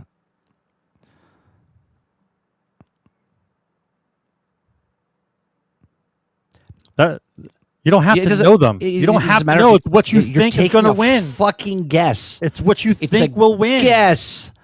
How do you not know what you're going to guess? It's a guess. You're guessing. It's supposed to be fun, you pieces of crap. Jesus, we're just trying to have fun. I like games. I just like game. I don't know what any game is. I don't know any of these things. I can't guess. I can't pick a number 1 through 3. I just can't. I just don't understand. I don't understand the numbers 1 through 3. So what it is, next category. We got content creator of the year. Oh, this is easy. This is an easy one. Content creator of the year. I'm picking number 5. Burnt Peanut. Burnt Peanut is the leader of this one. I think he's done a great job. He's hilarious. I've been watching him for the last like month and a half. You guys are not going for it. So you got 2 3s, 2 2s. Threes. We got 3s. We got 5s. We got 3 3, 3 5s. We got 4 5s, 5 5s, 5 6 5s. We got 6 5s. You got 1 2 3 4 3s. I would vote for Peanut if he actually watched him more. He's bloody hilarious. He is phenomenal. Does anyone know what he looks like, or has he been the Peanut the whole time? No, he's just a Peanut. He's been the Peanut the whole time, so nobody knows what he looks like. Yep. Okay. Nope. I picture him as a fat Italian guy that he lives in Texas, I believe. That's what he is. He's funny, man. He's funny. Do you understand? This man is taking the internet by storm right now. He went from hundreds of views. Every night he's pulling in 30 to 40,000 people watching him on YouTube and Twitch, right? Who, Peanut? Peanut, yeah. It's crazy. All right, so it looks like we got 10 more seconds. 10 more seconds. And it looks like Peanut, right? Peanut got the win with the 5s. 5 5 5 5 5 3 3 3. All right, so we'll pick Peanut. The next one, most anticipated game: 007 First Light, Grand Theft Auto 6, Marvel's Wolverine, Resident Evil Requiem, or The Witcher 4. I mean, obviously, anticipated means like you're excited about it, right? Yeah. I mean, Grand Theft Auto 6 would be my pick. I know you want to pick 2, but it's really 3. You guys know it's 3. 6 is going to come out regardless. You're not like eager to play it. You guys want to see Wolverine. We all know you want to see Wolverine. We got 3. We got 2 2 2. We got 5 5 3 3. We got a couple of 3s. We got 1 3, 2 3s, 3 3s. Anything but 2, you're a disappointment. It's not 3. You got 2. What do we got here? Option 7. We got 2 2. Splitgate 3. It's between 3. There's no write-ins, Altern. You can't write in your own Splitgate 3. You're not writing in shit. You're not writing anything. How many, Sarge? You count the 3s. I'll count the 2s. All right. We got 1, 2, 3, 4, 5, 6. I got 6. 7 2s. All right. 2 it is. Next one. Best adaptation. I would pick Fallout, but Fallout's not part of this one. So we got Minecraft movie. We got Devil May Cry. We got Splinter Cell Death Watch. We got The Last of Us Season 2. And we have Until Dawn. Mine's a toss-up. I thought Devil May Cry did a good job. My toss-up is between... Is it based on real people, though? Like, this is what I'm talking about. You picked the animation and real. No, it's just adaptation. It's just the adaptation of it. No, I got it, but still. It's adapting from a video game to these mediums. I understand that. But it doesn't matter if it's animated or not. It does to me. Adapt a video game to an animation is a lot easier than to do a reality show. Okay, so do you think Minecraft did a good job making it live action? Mine's between Devil May Cry and Splinter Cell Death Watch, but I think 4 is going to take it. But let's see. I'm going to scroll back up. Let's see. We already kind of know that, right? But we're going to put in what we like. That's the whole point. Okay, we got 2, 3 2s, 4 2s, 5 2s. I got 5 2s. We've got 3. We only got 2 3s, 3 3s. 1, we got 1 1, 2 1, 3 1s, 4 1s. So right now 2 is in the lead. 2, 2, 2, 2, 2, 2. We got 5 2s. All right. So it looks like 2. Devil May Cry. Are we doing the scorecard when we watch the award show, right, to see how well the chat did, right? Yeah. Well, that's why we're doing it. This is why I'm logged in. So we just bring it up and see what we picked compared to what they actually, whoever wins. And then we'll keep a tally of how many we got. We'll see how many we got right or wrong. Best multiplayer. Best multiplayer. Arc Raiders, Battlefield 6, Elden Ring Night Rain, Peak, or Split Fiction. First of all, it's tough. I know Split Fiction is... I know it's multiplayer. Doesn't have a chance. Yeah, I know it's multiplayer, but it's co-op. Multiplayer to me is it's a co-op game, it's not multiplayer. Multiple, like 3, 4, 10, 12. You know what I mean? Like so 1 or 3. We're talking about 1 or 3. We're talking about 1 or 3. I don't know. Peak is co-op too. Is 4. It's not really it is multiplayer, but I'm gonna have to go with Arc Raiders on this one myself. But we'll see what you guys are saying. Line drawn here. Is the line drawn at Roic? Roic, is that the first? No. The first one is under Aku. Under Aku, we're 1 1 1 1 1. Yeah, 1 1 1 1. Yeah, it's 1 1 1 1 1. Yeah. Arc Raiders gets that. Next, we got Best Sports / Racing. Okay, we got EA Sports FC 26. We got F1 25. We got Mario Kart World. We got Rematch, and we got Sonic Racing Cross Worlds. Okay. Now, I've only played one of these games, which is Rematch. And I thought Rematch was actually a really good game where basically Rocket League into real soccer again. It's actually pretty fun. I like to pick 4, but let's see what these guys are going. We got 5. We got 3. We got 5. We got 4, 3, 5, 5, 5. 5 looks like the most right now. You guys really like the Sonic, huh? 5. Okay, 5, 5, 5. Mind. We got 4 5 5s. We got 1, 2, 3, 4, 5 5s. We got 1, 2, 3, 4 3s. 5 3s. Okay. 5 3. So Mario Kart right now is tied with Sonic Racing. You got 3 and 5. Is the I'll give it a couple more seconds here. Mo's trying to come back in with a second one. We don't count that, Mo. No spamming, Mo. No spamming. You only get 1 vote. Only get 1 vote. Mickey says 5, so that's more for 5.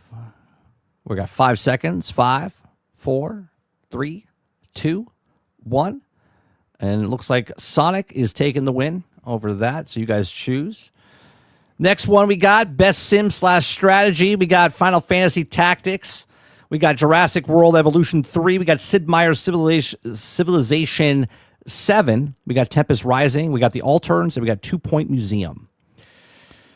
Best sim a lot of these / strategy. Yeah, but a lot of these games disqualified themselves already for how bad they are. So, I mean, it should be 3, but it's really done bad. It's done bad.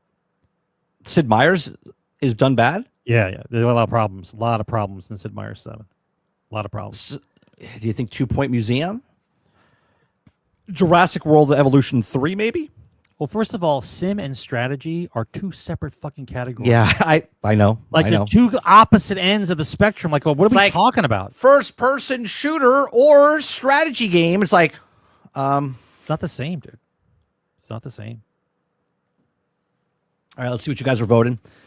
We got 5-1. We got 5-4. We got 1-1. We got 5, 3, 2, 1, 2, 5. Okay. 7, 6, 5. It looks like 5 right now has got the lead. Let me see. We got 1 5. We got 2 5s. We got 3 5s. We got 4 5s. 5 5s. 6 5s. Do you see any more higher than 6 5s there, Sarge? I'm trying to. Where's the cutoff at the top for the Water Bear's the first one after. Sorry, but 5 earned is showing up under Mario Kart. Yep. Yeah. It looks like it might be 5. All right. Well, one has. One has got. Yeah. Yeah, it looks like 5. All right. So the All Turns takes it. Next one we got Best Family. Really, it should be called Nintendo Award, is what this should be called. Even though there's other games. But Best Family, we got Donkey Kong Bonanza, Lego Party, Lego Voyagers, Mario Kart World, Sonic Racing, Crossworlds, and Split Fiction. I have to say, Best Family Game. Best Family Game to me would mean you would sit down and you would play it as a family, right? I'm picking Split Fiction because it deserves to be picked.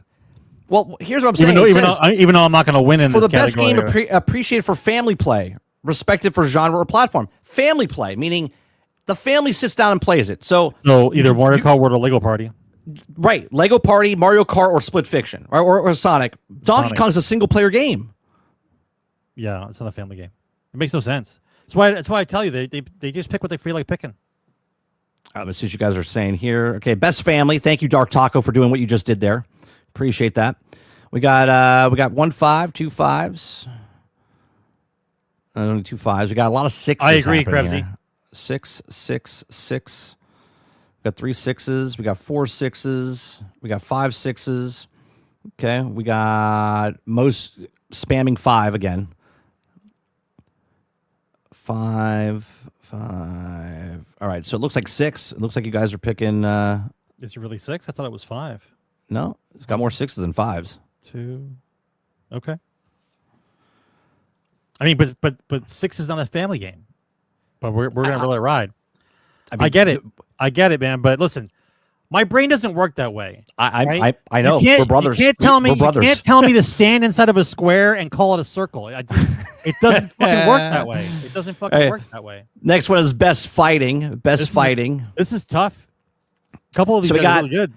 2KKO, we got Capcom Fighting Collection, we got Fatal Fury City of the Wolves, we got Mortal Kombat Legacy Collection, and we have Virtual Fighter 5. I mean, I think you got to go with Mortal Kombat, right? Well, you're old. That's why you're going to go with Mortal Kombat. A lot of the new kids, they like the more animated stuff. Okay, we got... You got to go with the times. Dark Taco says Best Fighting, so thank you very much again for doing that. We got 4, 3 4s.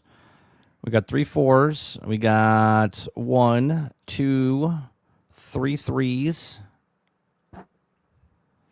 Take it easy, Aku. We're just... It's a category, man. It's been around since the beginning of time. Remember boxing for the Atari? I mean, come on, man. Fighting games have been around forever. He's angry. He's like, fuck fighting games! Fuck them! Take a breath. Take a breath. Stop taking the creatine, bro. Relax. Well, it's just funny thinking of that because I know what Aku sounds like, so I can't imagine him screaming at all. Like he's just very calm. He's just a very like yeah, but when he turns off the mic, he punches the wall. He's got a punching wall in his house. Yeah. All right, what are we doing? We're tallying up here. We got 1 4, 2 4, 3 4s, 3 4s. We got 4 4s, 5 4s, 6 4s. 6 looks like it's 4 looks like it's taking it. So there we go. The next one we have is Best RPG. Okay, Best RPG. We got Avowed. We got Claire Obscure Expedition 33. We got Kingdom Come Deliverance 2. We got Monster Hunter Wilds, and we have Outer Worlds 2. Have a nice day.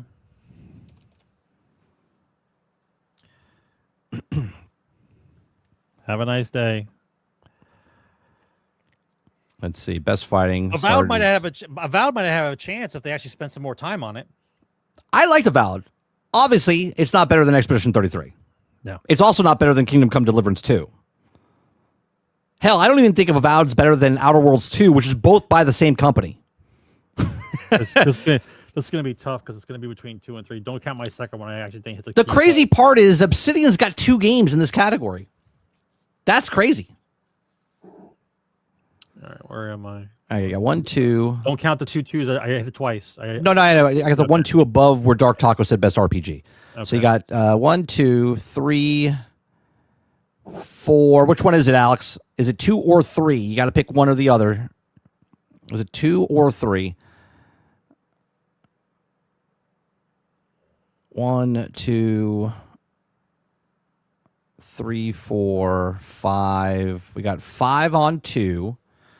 And we got 1, 2, 3, 4, 5, 6, 7 on 3. 8 on 3. Looks like 3's going to take it. Okay. So you guys are going with Kingdom Come Deliverance. I really want to play it. I don't have the time. Like, I really want to play it. I love the medieval time period. I really want to play it, but I think I just don't have time. I think you would play that game and you would literally not play anything else for a year straight. But that's my problem. I don't have the time. I don't have the time. 100%. All right, the next one, best action adventure game. We got Death Stranding 2. We got Ghosts of Yotei. We got Hollow Knight Silk Song. We got Indiana Jones and the Great Circle, and we got Split Fiction. This is rough. Here's the way I look at this, right? Again, I'm not shitting on Yotei in any way, shape, or form. To me, Yotei is like there's action and there's a lot of downtime. Split Fiction, from beginning to end, is nonstop going. Yeah. If it's action of, the way you're side scrolling or up and down or like the way they did it was phenomenal. This is why I think 5 Split Fiction should win this one. Or Hollow Knight Silk Song. These other 3, Indiana Jones, Ghost of Yotei, Death Stranding, there's a lot of downtime in this best action / adventure type of stuff. Right.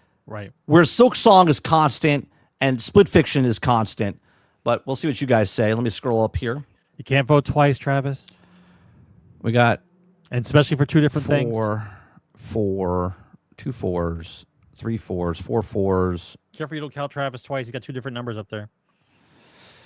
All right, what was his last one? That's what we'll pick. The last one is a 4. Okay, well, the first one was a 4. No, wait. He said disregard. 2 is his last one. Okay.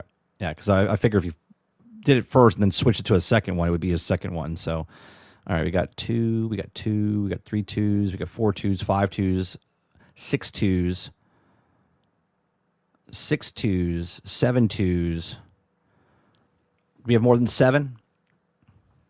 We got 5, 5. Okay, you guys think 2 it is. Okay, Ghost of Yotei. Okay. Next. Best action game. See, Best that action. sounds the same shit. You said best action adventure. Now it's best action. This is best action / adventure. This is just please. best action game. So really, please. Split Fiction should be in this game, in this category, right? And Silk Song should be in this category. All right, so best action game, we got Battlefield 6, Doom: The Dark Ages, Hades 2, Ninja Gaiden 4, and Shinobi Art of Vengeance. Best action game. Action game. I got to go with either Doom: The Dark Ages or Hades 2. I'm trying to Doom figure out what I want to go with that here. Good though. Did you play it? I played it. No, I didn't play it. I played it. So not a lot of action in the action game of Doom? It's not that it's not a lot of action compared to the other ones is what I'm trying to explain to you. It's all right. You know what I mean? But best in what it does. All right, we got 1 2, 2 2s, 3 2s, 3 2s, 3 2s. Okay, we got 4 4 4 4. That's 4 4s. 5 4s, 6 4s. Okay, we got 1 3, 2 3s, 3 3s. I liked it, Dark Taco, but I wanted to stop playing it. You know what I mean? So like I played through like the first like 3 or 4 levels, and I'm like, I'm done. I don't care. And I'm from the Doom era. Like yeah, we are the Doom era. We are Doom. I'm right? from there. All right, so it looks like Ninja Gaiden. Is that what you guys are picking? 4? Let me make sure. 1, 2, 3, 4, 5, 6. Okay. Ninja Gaiden it is. Next one we got, Best VR AR. We got Alien Rogue Incursion. We got Arcane Age. We got Ghost Town. We got Marvel's Deadpool VR. And we have Midnight's Walk.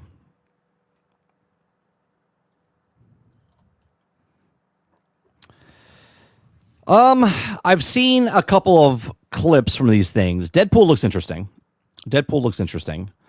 Alien Rogue Excursion looks actually interesting as well. It did look. I don't good. re- It did look. I don't good. really know. I don't really know which one I would pick. We got one, 2 1s, 3 1s, 4 1s. We got 4 1s. We got 1 4, 2 4, 3 4s, 4 4s. Looks like we're gonna have a tiebreaker here. We got the same amount of 4s and 1s as of right now. We'll give it a couple of more seconds here.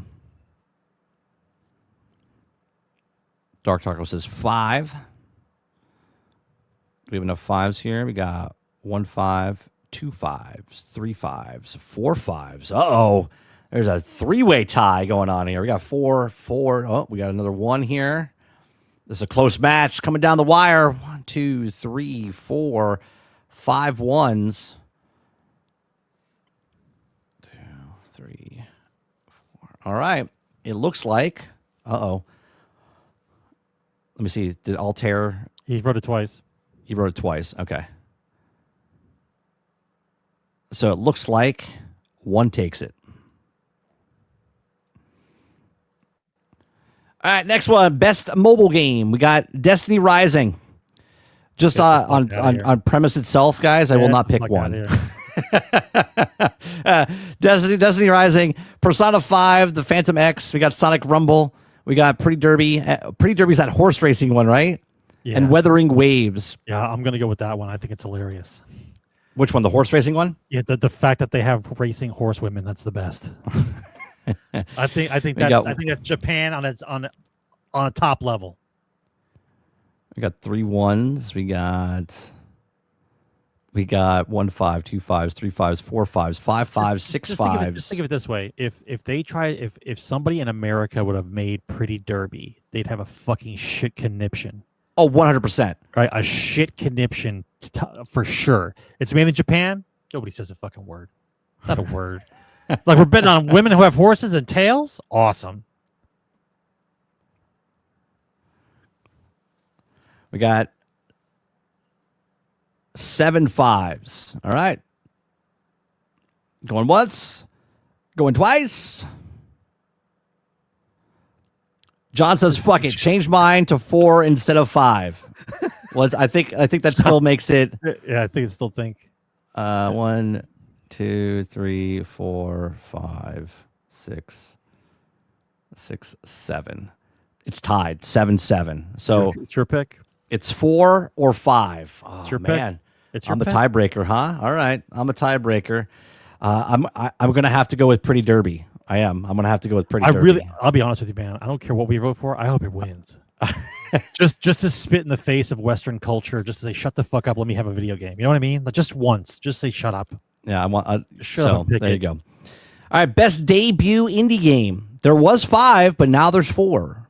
So I'm gonna pick the guy. They should put another one in. They should have put another one in. They should put another one in. So, best debut indie game is Blueprints, Claire Obscure Expedition 33. How do you say that one? Desperloit and Dispatch. This. I have to tell you, this is probably one of the hardest categories out of all the categories because I played 2. But that says a lot. That says it's a good thing.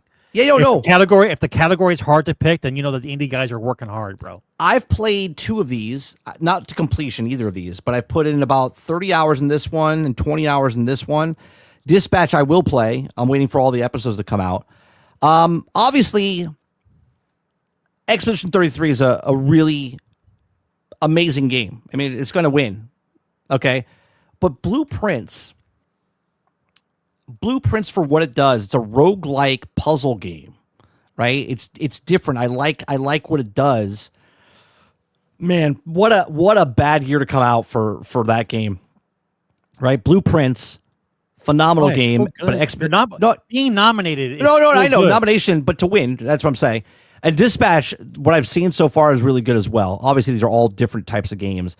Obviously, I think Expedition 33 will win it. All right, we got 2, 2, 2. We got 3 twos, 4 twos, 5 twos, 6 twos, 7 twos, 8 twos, 9 twos. Yeah, that's a hands down Expedition 33. Next one, we got Best Independent Game. Okay, Best Independent Game. We have shit. It Asylum. The same words. Well, no, debut indie game is different than best indie game, right? So debut means it's the first time you've ever had a game, right? This is an independent game, meaning these companies either had games before or they also knew as well, right? So Asylum, Ball X Pit, Blueprints, Clair Obscur 33, Hades 2, and Hollow Knight Silk Song. This is another tough one, man. Why is it that the indie category is a much tougher one than the actual AAA games? Well, let's reverse that. Do you remember when we used to have the award shows back in the day? Yeah. When the normal AAA games were hard to pick from because they were all good? Yep. Same thing, bro. Same thing. That's how you know the games are doing well. You can't pick one. It's hard. Mo says 4. Travis says 4. We got 2 4s. We got 3 4s. We got 4 4s. 4 4s. Altern would say 4 or 6. You got to pick one or the other. I'll let you guys pick here. See what you guys are saying. Wait, where's the cutoff? I missed the cutoff. There it is. Best independent game. There it is. Okay. Best independent game. We got 1, 2, 3, 4, 5, 6, 7, 8, 9. Because they make up their own rules, Krebsy. It looks like That's my 4's point, taking man. it. There's no 1, 2, 3, 4, 5. standard. 5 for 6. But we have like 9 for 4. So there you go. Clair Obscur takes that one. Yeah, but do you see what 5 people can do, Pink? You see what 5 people can do? So if you've got a studio of 100 people, like we all if know they each they're worked on bloated, their own game, right? 100 people, they're all bloated, bro. Groups The of studios 5 are make bloated. each their game. Think about that. If you had a AAA studio company, you had 100 people work on a game. Instead of making 100 people work on a game, you take groups of 5 and make 20 games, right? Right. You're trying to stay in business and work up some money to get something bigger, right? You would make if I had a 30-person studio, I'd make each 3 games. 5 guys make right. I divide it up, make multiple 10 games. guys work on a game. You get 3 games out of your company. Yeah. And then if we make enough money, then we go for a big game. That's how it works.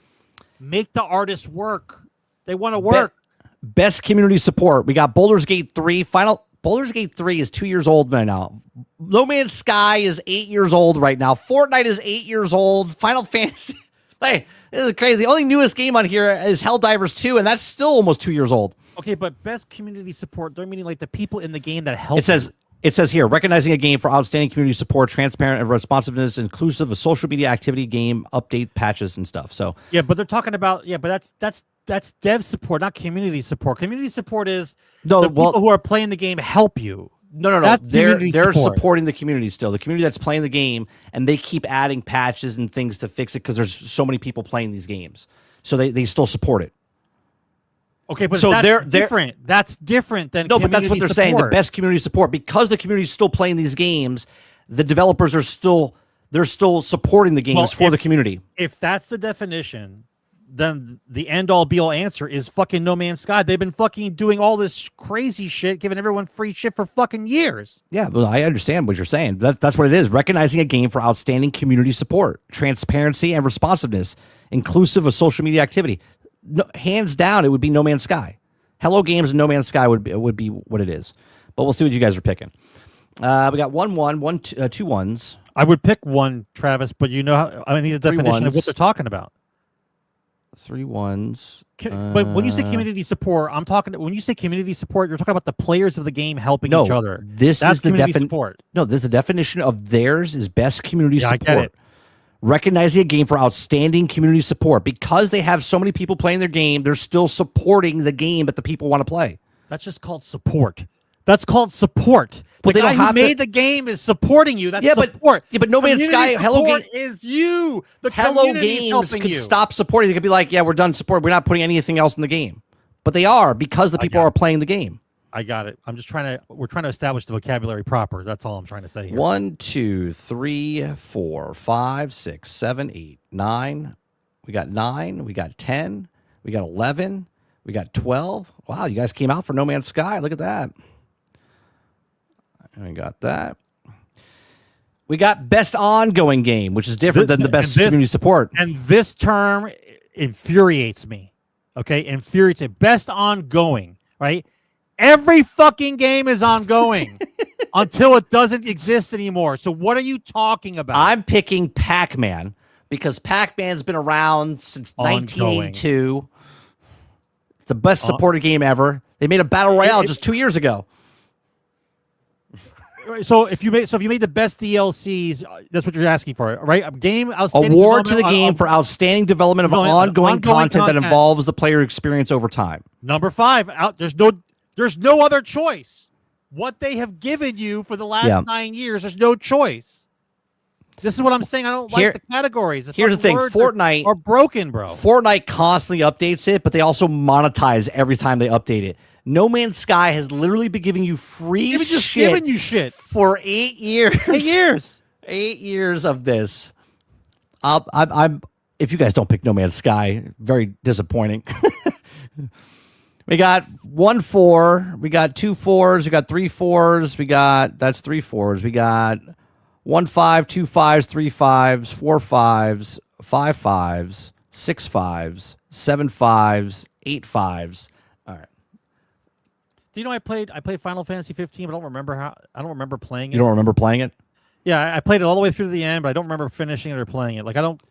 My brain's broken, bro. Games of Impact. This is the DEI award right here. This is the DEI award. Yeah. Yeah. Consume Me, Desploit, Lost Records of Bloom and Rage, South of Midnight, and Wonderstop. I think Wonderstop is going to take this one. So what's the least woke out of all these? Is the least woke one the last one? I have no idea. I'll be honest. I played South of Midnight. I didn't think South of Midnight was DEI type of stuff. I thought the game was art. The soundtrack, all that stuff was good, but the actual fighting mechanic in this game looked like it was tossed in at the last second. I didn't really like the combat. The boss design was actually pretty good, but you just skip the bosses, though. Obviously, I was just going to say that. Obviously, John Walker. We got the John Walker song out of this thing. So, yeah.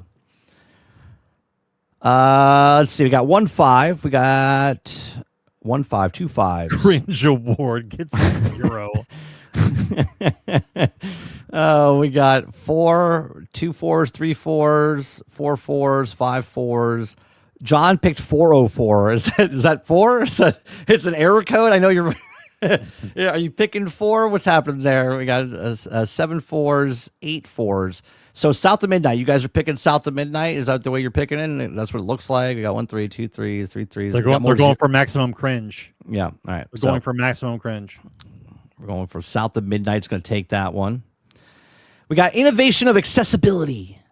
Recognizing software and hardware that is pushing the medium forward by adding features and technology in the content to help games play and enjoy by even wider audience. So we got. What did they do? What did they do? Assassin's Creed Shadows. I actually know what they did. Atomfall. We have Doom: The Dark Ages. We have EA Sports FC 26. Can you play these games with your feet or handless? I mean, South of Midnight. You can skip the boss. I mean, that's not really innovative. It's innovative. You make a game. You put stuff in it. And then you have a thing where people don't have to play it. Yeah. It's fucking stupid. We've got 1 4. We got 1 4. Mo says 4 but 5. Which one is it? We're not asking you to give up one of your children. We're asking you to pick a number 1 through 5 of the video game. You guys are making this way too hard. 1, 2, 3, 4. We got 4 4s. We've got 1 3 2. No. We got 1 2. We got 2 2s. We got 3 2s. So what's the most here? We got 4. Is 4 the most? 4 looks like the most. 2 5s. It's 5, not 4. We can't accept that. You can't. You can't renege on yourself. You gotta. You counted wrong. I just want to count. I just want to count the number. You put one number, and that's it. If you change your number, it's the last one you put. If you put 2 freaking things, 4 or 5, not 5 or 4, Like, not 4, but 5. And then you put down here, you put, it's 5, not 4. Jesus Christ, Mo. Can't Xbox do anything right? Yeah, Come on. Mo goes to the restaurant and goes, "Excuse me, what would I like? What on the menu I would like? Just pick something." What is it now? I've lost the count because I can't. Okay, 5. 5, 5. We got 2 5s. We got 3 5s. We've got 3 5s. That's it for 5. We got 1 4, 2 4s, 3 4s. I guess 5 wins it. All right, there you go. Man, that was painless, wasn't it? Best performance. Best performance. We have Ben Starr for Expedition 33. We have Charlie Cox for Expedition 33. We have Erika Ishii from Ghost of Yote. We have Jennifer English for Clair Obscur 33. We have Katatsu Kato for Silent Hill F. And we have Troy Baker for Indiana Jones, The Great Circle. It's a tough category. It is a tough category. What's that? It is a tough category. Yeah, it's a tough category. You guys know where I stand. I think Troy Baker deserves it just because I think it's harder as an actor to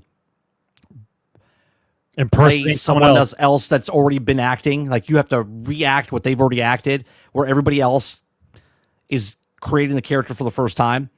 And if you closed your eyes, you didn't even know. More cats. You got to pick one. You got to pick one.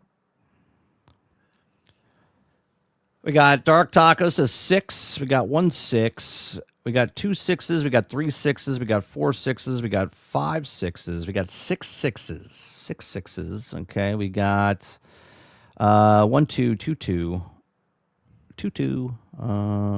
That's it for that. And then we got 1 1 2 1s 3 1s 4 1s. Did I say 3 1s or 4 1s? 4 1s, 5 1s. So it looks like 6 takes it. Okay. The next one we have Best Audio Design. Obviously, 6 is Arc Raiders. So 6 should be Arc Raiders. We could put it in there, guys. But it's not there. Best Audio Design is Battlefield 6, Clair Obscur Expedition 33, Death Stranding 2 on the Beach, Ghost of Yote, or Silent Hill F. Okay, Best Audio Design. Yeah, Raiders is 6. Exactly, Eclipse. We got 1 4.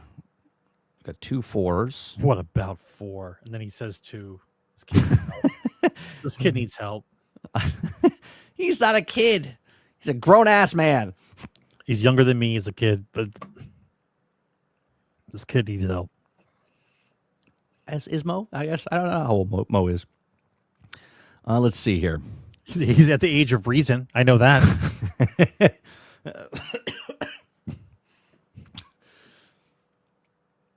Okay, we got a lot of 2s here. We got 1 2 2 2s 3 4 5 6.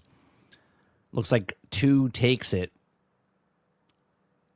Yeah, 2 takes it. Is he on dial-up? Is that his problem? Is he on dial-up that he's that far behind? He's saying that the one was for the last one. Like, how far behind are you? Are you on dial-up right now? You got a bunch of people online? Did somebody pick up the phone? What is happening? All right, Best Score and Music. We have Christopher Larkin for Hollow Knight Silksong. We got Darren Korb for Hades 2. We got Laureen Testar for Expedition 33. We have Toma Otawa for Ghost of Yote, and we got Woodkid and Ludwig Forcell for Death Stranding 2 on the Beach. Man, these are the hardest goddamn names. Hard, are they their real names or are they tags? Like, are these the real people's names? Besides Christopher Larkin, everybody else has got a gamer tag name or something. What's happening here? I mean, I don't even think Testard's a real name. Wow. Look at this. You guys all picked hands down 3 across the board. Very good. Very good. That's exactly how it should have been for the entire thing. Category should be. No words, just a number. No words. That's how easy. Just that's how easy it should have been. Best art direction.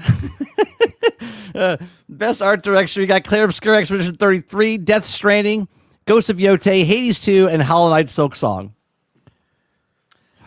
Best art direction. I don't like how they mix indies in with this, though. It's a little unfair. You know? No, what I mean? no, it's not. No, because look at Clair Obscur Expedition 33 is an indie game.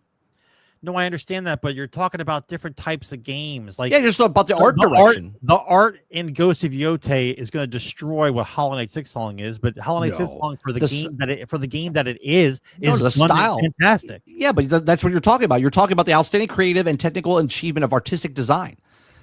Like, if you like the style of Hollow Knight Silk Song or Hades, that would easily take over Yotei for you, right? You're picking the best, what you think visually. Obviously, this is tough. I think Hades 2 or Clair Obscur takes it because Ghost of Yotei's art design, phenomenal, but it looks like everything else you've seen before. In that, you look at what Clair Obscur has done, and you look at what Hades does. I mean, Hades 1 exists, but the art style of it is different than a lot of other things out there. But by that token, you should pick 5 radical different art styles. They are. They are 5 different radical art styles. This is a tough one because a lot of people, like, for instance, I know Travis doesn't like the way like South of Midnight looked. The art style of South of Midnight was like the clay animation stuff like that, right? Yeah. Someone might like, I don't like that, so they're not going to pick that one because it doesn't appeal to them, right? You don't like the Minecraft blockiness, maybe. All right, where was this one? Best art direction. We've got they have a mod for that. If you don't like the we got 6, 1 6. We got 6s. No 6s there. We got 1 2, 2 2s, 3 2s, 4 2s. No, okay. And we've got 1 1, 2 1s, 3 1s, 4 1s, 5 1s, 6 1s, 7 1s. Yeah, it looks like 8 1s. Yep. All right. Clair Obscur going to take that as well. Best narrative. Clair Obscur Expedition 33, Death Stranding 2, Ghost of Yotei, Kingdom Come Deliverance, and Silent Hill F. It's a tough one. I think Death Stranding, when I watched people play the first one, I thought it was a cool story. I just didn't like the gameplay type of stuff, but that's not what this is about. This is about narrative, right? The narrative is actually really good. Kingdom Come Deliverance, I think, is another good one. Ghost of Yotei, I hear good stuff about that, right? They say it's just as good as Ghost of Tsushima. Silent Hill, I haven't heard much about it, but I know people love Silent Hill F. And then, obviously, Clair Obscur, the 20 hours I played, I thought the story was, I think I cried 2 times in Clair Obscur Expedition 33 for that. I mean, their narrative is fantastic. It hits you early, and then it hits you again later. And I didn't even go deeper in the story. I know people are saying that it's really, so the narrative there, you're really like gut wrenched. That's how you know the writing's good. It's amazing how that works, isn't it? Yeah, you got 1s across the board here, so that looks like that is going to take it. What we got left? We got the big ones coming up. Best game direction. Clair Obscur 33, Death Stranding, On the Beach, Ghost of Yotei, Hades 2, and Split Fiction. I think this is the one category. Obviously, it's what you guys vote. I think the game direction that Joseph did for Split Fiction is crazy. Like, the game direction that he sat down and said, I want to make this game, and this is the way I want to do it, where it's going to constantly change directions and different things. Award for Outstanding Creative Vision, Innovation of Game Direction and Design. Like, it changes every time you go to a different level. Like, the way you interact with the world. To me, Split Fiction is the winner of this one. But Clair Obscur, obviously, will probably take this one as well. Let's see what you guys are talking about here. Best game direction, we got cried, like actual cried, but not like bawling out cried, I got your eyes are watering. Like I sat on my nutsack and a tear came down my eye. You know what I mean? Like stuff like that. You know, maybe someone nut checked you a little bit. You're like, you got a little tear come down. That's what it was. Yeah. Let's see. We got 1 3. No other 3s. We've got 1-1. We got 2 1s, 3 1s, 4 1s. We got 1 5, 2 5s, 3 5s, 4 5s, 5 5s, 6 5s, 7 5s, 8 5s. There you go. All right. I think we got some smart people in this chat. Here it is, the big one. Game of the year. Okay. Game of the year. We got Claire Obscure Expedition 33. We got Death Stranding on the Beach. We got Donkey Kong Bonanza. We got Hades 2. We got Hollow Knight Silksong. And we have Kingdom Come Deliverance 2. I do think it's a ripoff. Again, we talked about it earlier. Ghost of Yote should be in the category here. So let me ask you this question. If the numerous wins for Claire Obscure doesn't cause them to win Game of the Year, and they're going to give it to somebody else because they can't have 2 independent studios showing them up. You know what I mean? They can't have indie games showing the industry the direction that they should be going. There's 4 here. No, but what I'm saying is, if you didn't give it to Claire Obscure, who would you give it to fuck everybody over? In order to stop the AAA companies from getting to save face. Well, the safe bet would probably be Death Stranding 2, right? Right. They would do Death Stranding in order to put a kibosh on the fact that Claire Obscure is because really the winner. But because last year was what? They gave it was Astrobot, right? Last year? Wait, what did Balatro win last year? Balatro won it won Game of the Year or Best Indie Game of the Year? Balatro was up there, right? I think what they would do if they didn't give it to Expedition 33, obviously I think the safe bet, because Kojima is loved by Jeff Keighley, but Keighley has nothing really to do with the actual voting. I would either give it to Kingdom Come Deliverance 2 or Hollow Knight Silksong. If Expedition 33 gets boned from this, right? You're asking me if Expedition can't win because of just whatever reason. Yeah, but if Claire Obscure... These are the facts. If Claire Obscure wins 5 or 6 other awards and doesn't win Game of the Year, it's because they can't allow it. You know what I mean? But if you're almost sweeping the other categories that you're in and then don't win Game of the Year, you know what's happening. It won best indie. Okay. Yeah. If they wanted to make a statement by saying it can't win, even though it won right this, and this, and they're like, yeah, no, it doesn't win Game of the Year. I would go with Kingdom Come Deliverance or Hollow Knight. I mean, even though I haven't played Kingdom Come Deliverance, that game is so ridiculously detailed. Like, literally, it's like, if it was in a cooler setting, like Skyrim, I think it would sell more. A lot of people don't like the medieval type of stuff like that. They think it's boring, sort of like Westerns. Do you know what I mean?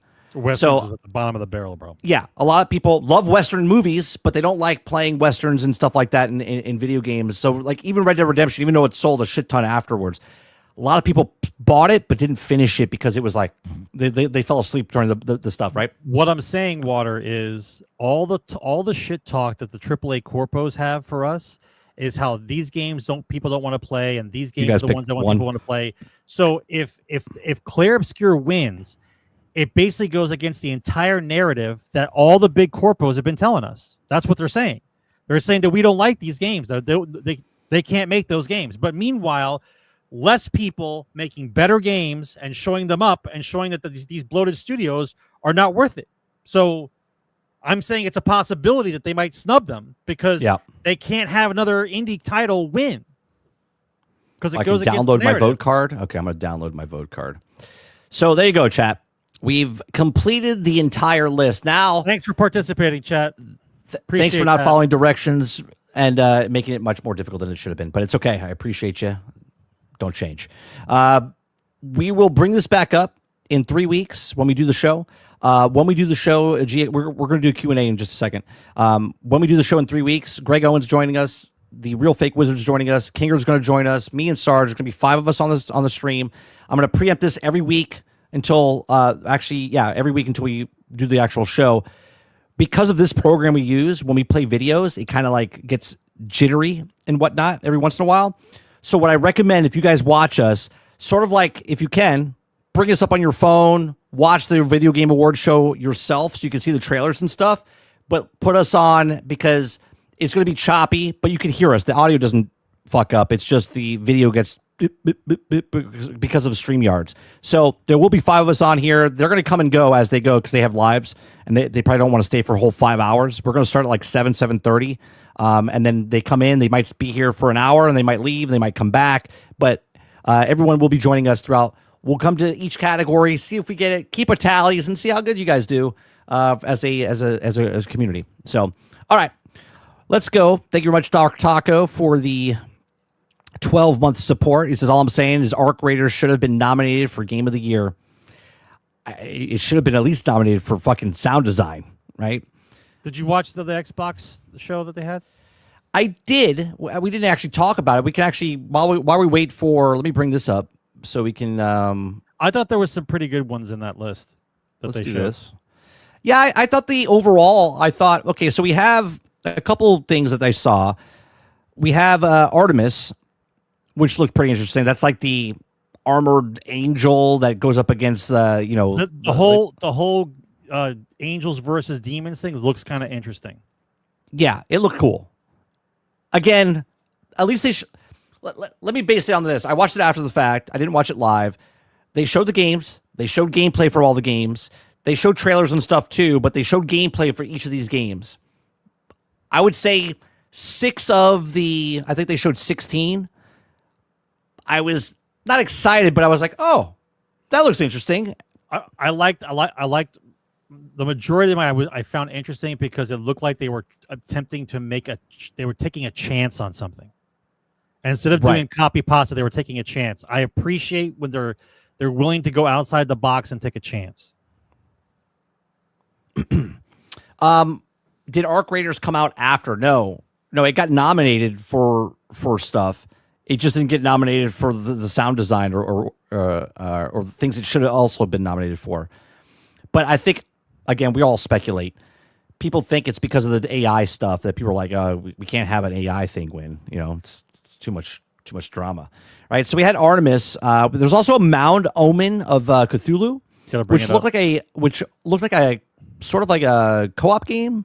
I would say like sort of like a Left 4 Dead, slower Left 4 Dead type of thing. That's what it looked like to me. Bring it up on the screen. It's this game. I can't play the. No, you don't have to play it, but what you're talking about, just bring it up. Yeah, it was this thing where you had the 4 people and they were, This looks okay. Once again, I don't like the time period, but I like the fact that it's multiplayer. Yeah, see how it stutters like this? It's awful. But anyway. Right. Yeah. So you're loading up a musket. You know what I mean? Like the time period, but the fact that it's 4 players is interesting. Then you had this side scroller here. You had this side scroller looked interesting. A crow swarm. Echo Generation. This looked interesting as well. This is like a sort of like a what's it called? Turn-based game. We got card systems and stuff like that. Looked interesting. All of these games are play anywhere, by the way. And then I think 9 of the 16 games are all coming to Game Pass. This one is actually interesting. Vampire Crawlers, the same people that made Vampire Survivor, they made Vampire Scroll or Crawler, where basically it's down in front. You pick the cards. It looked like chaos.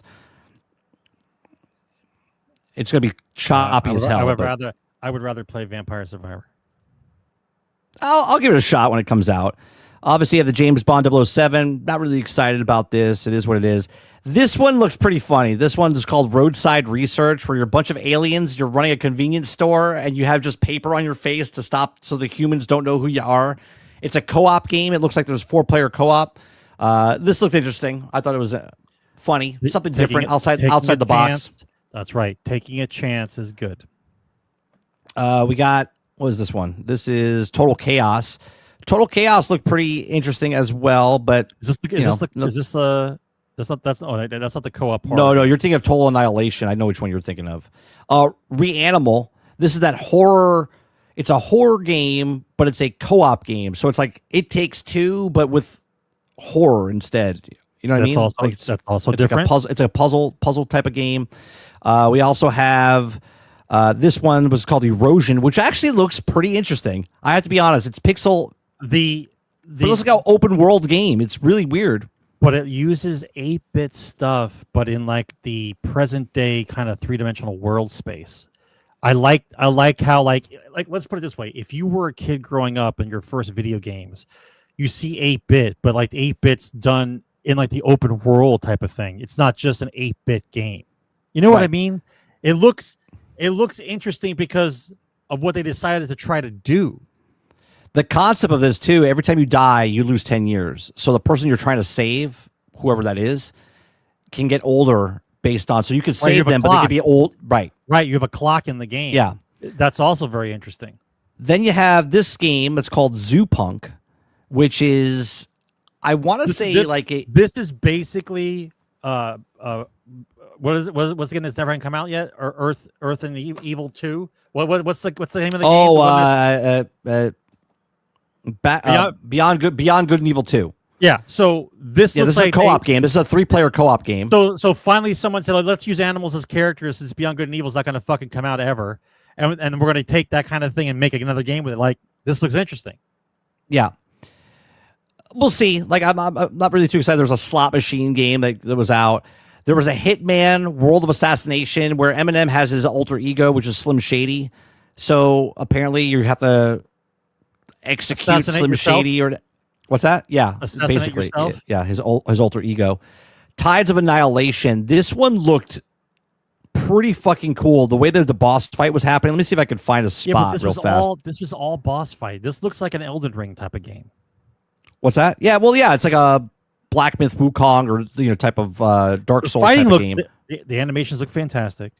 The combat. I thought it was really cool because it would make these like walls, like these mirrors and stuff that would go in. It was like an alternate universe as they were like fighting you, and you had to.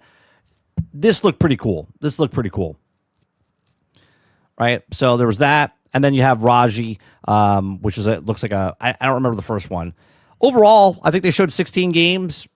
I wasn't like, oh my god, but it was to me. Obviously, last week's show last week's PlayStation show. I don't want to say sucked because it wasn't for us. It was for Japan, like market over there, right. So obviously, I was only interested in the Marvel token.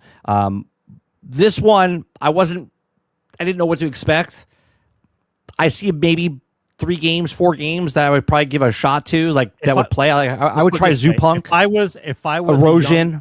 If I was a young adult, I'd probably play all of these. I would try them all. They all look solid. They're worth a try. But I don't have the time for all this, right? But they look solid. This is Play Anywhere. It's also on Game Pass. I'll play this one for sure. I'll try this one. I think that's the most interesting one I saw. Now, obviously, it's on Game Pass, so I'm not purchasing it or anything like that. But yeah, so I thought the show overall was decent. It was quick. They showed a lot of games. They showed a lot of trailers or trailer part of the game, and then they also showed gameplay of each game. So that was good. That's what you want. No fluff in between of here at Xbox, we're doing all the blah, blah, blah. They just showed the game, then did a review of him, and then went to the next wave of games. So there you go. All right, let's go back up here because I got a lot of Q&A questions here for you guys. We've got 1, 2, 3, 4, 5. Just put a Q in front of your question. It pops up, and then I can go back and grab the question. We got a couple there. Just making sure. All right. So we got 8 so far. We'll keep it up for just a little bit longer, and then we'll answer some questions here. Well, it's nice to see that there's a solid base of games coming out. Right? They don't have to be like top tier stuff, but they look solid. They look good. Yeah, it's a nice variation. It looks like they're allowing those can't speak. They're allowing those devs to take a chance. Krebsy's first. Before I do this, sorry, we got to do this first.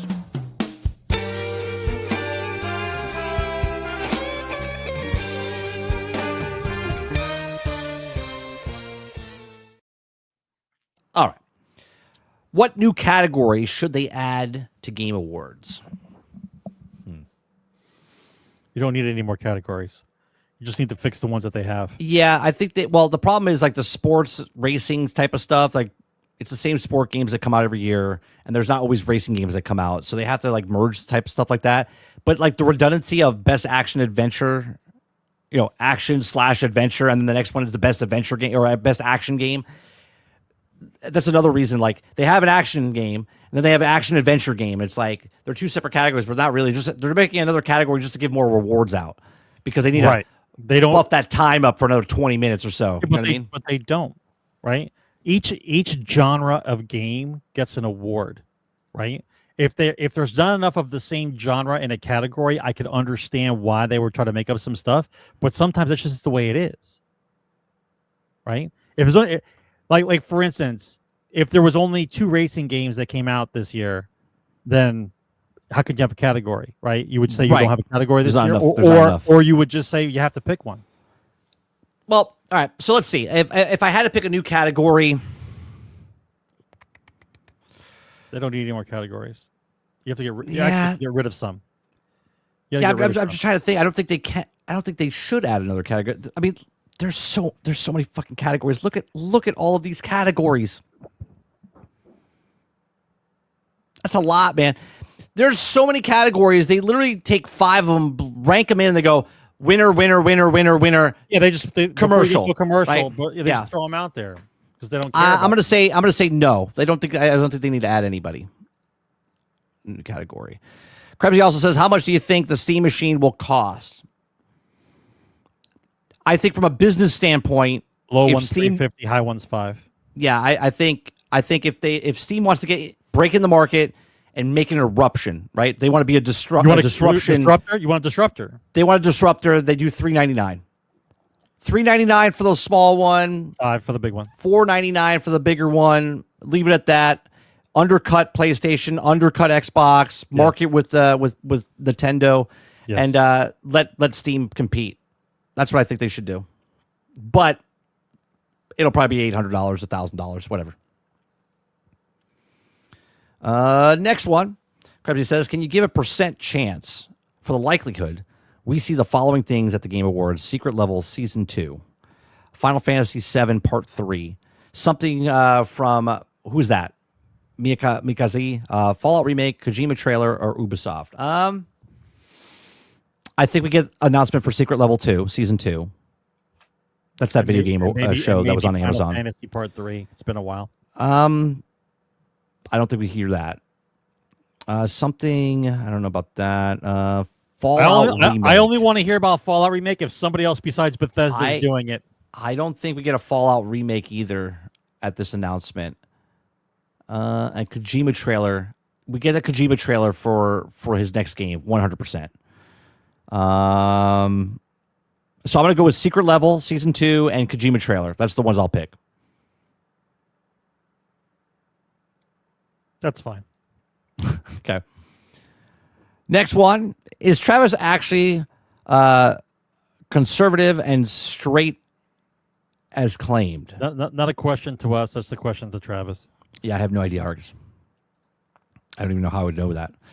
Altern says, did Nintendo threaten to patent awards to Jeff as they also Donkey Kong is nominated for Game of the Year? I mean, I'm a little confused why it got nominated for Best Family Game and then Best Game of the Year. It's not Family Game.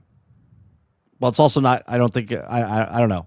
It is one of the highest scoring games, which is a 91, which in my world, it qualifies, but it doesn't do past that. Okay, well, here's the problem. The qualifications for a Metacritic score have not been defined. So if you're using the Metacritic score as a definition of being Game of the Year, then you'd have to first reinvent the standards of the Metacritic score for it to count for something, right? It just can't be a patchwork of feelings on why you think a game should be nominated. Here's some of the categories that people wanted to put in. John says, biggest CEO to put their foot in their mouth award. Okay, that's a good one. Randy Pitchford, hands down winner. Okay, we got best improvement. Okay. They don't improve anything. They just patch. We have assistant game of the year. Biggest flop. Oh, Marathon, bro. Marathon's going to be the biggest flop. I think that's good. Okay, let's go to the next question. We've got, do you see a future where game launched directly on subscription platform and not available for purchase? You're half right. You're half right. Yes. It goes directly to subscription platform, but they charge you extra for the hard copy. Yeah. So obviously they're already kind of doing that, right? You can play the game on the service or pay full price for it. It'll get down. This is going to be a couple years, right? Once, again, the vision, not saying exactly it's going to happen, but once PlayStation comes over and does day and date, right? Let's say PlayStation gets their launcher on the PC. Let's say PlayStation does day and date. Now they're all providing for a platform, sort of like what Disney Plus and Hulu and Paramount Plus and all these things did, right? So all their stuff was everywhere and Netflix was on the thing, but then they started opening up their own stuff. And then they started putting behind their paywalls of this. Like, you want to watch this over here, you want to watch this over here. They started walling off the garden. Once everyone else does their own launchers and everything else, they'll be like, oh, play it here first, right? Play it on Amazon Prime, play it on Luna, whatever it is. That's where I think it's going. Exactly what the movie industry and the television industry has done, gaming will do. They're 10 years behind. So by 2035, what you're saying here, potentially that could happen. Plausible. And then it'll fuck it up, and then we'll push back, and then other things will happen. How much will the maximum you'll pay for Hightail? $20. $20. I wouldn't go past that. If they come out and say that Hightail is more than that, or you pay a monthly fee or a fucking microtransaction, or the founder pack is $40, no, $20. That's what you get. Otherwise, I'll wait till it goes on sale. I waited 10 years. I can wait 7 more. You know what I mean? I don't care. I have time on my hands. That's it. Sarge's never playing it, so. Well, actually, he might. He likes Minecraft. Maybe he would play it. Alter says, do you like a punching bag in Arc Raiders today? Did you like being a punching bag in Arc Raiders today? Yeah, I was fine with it.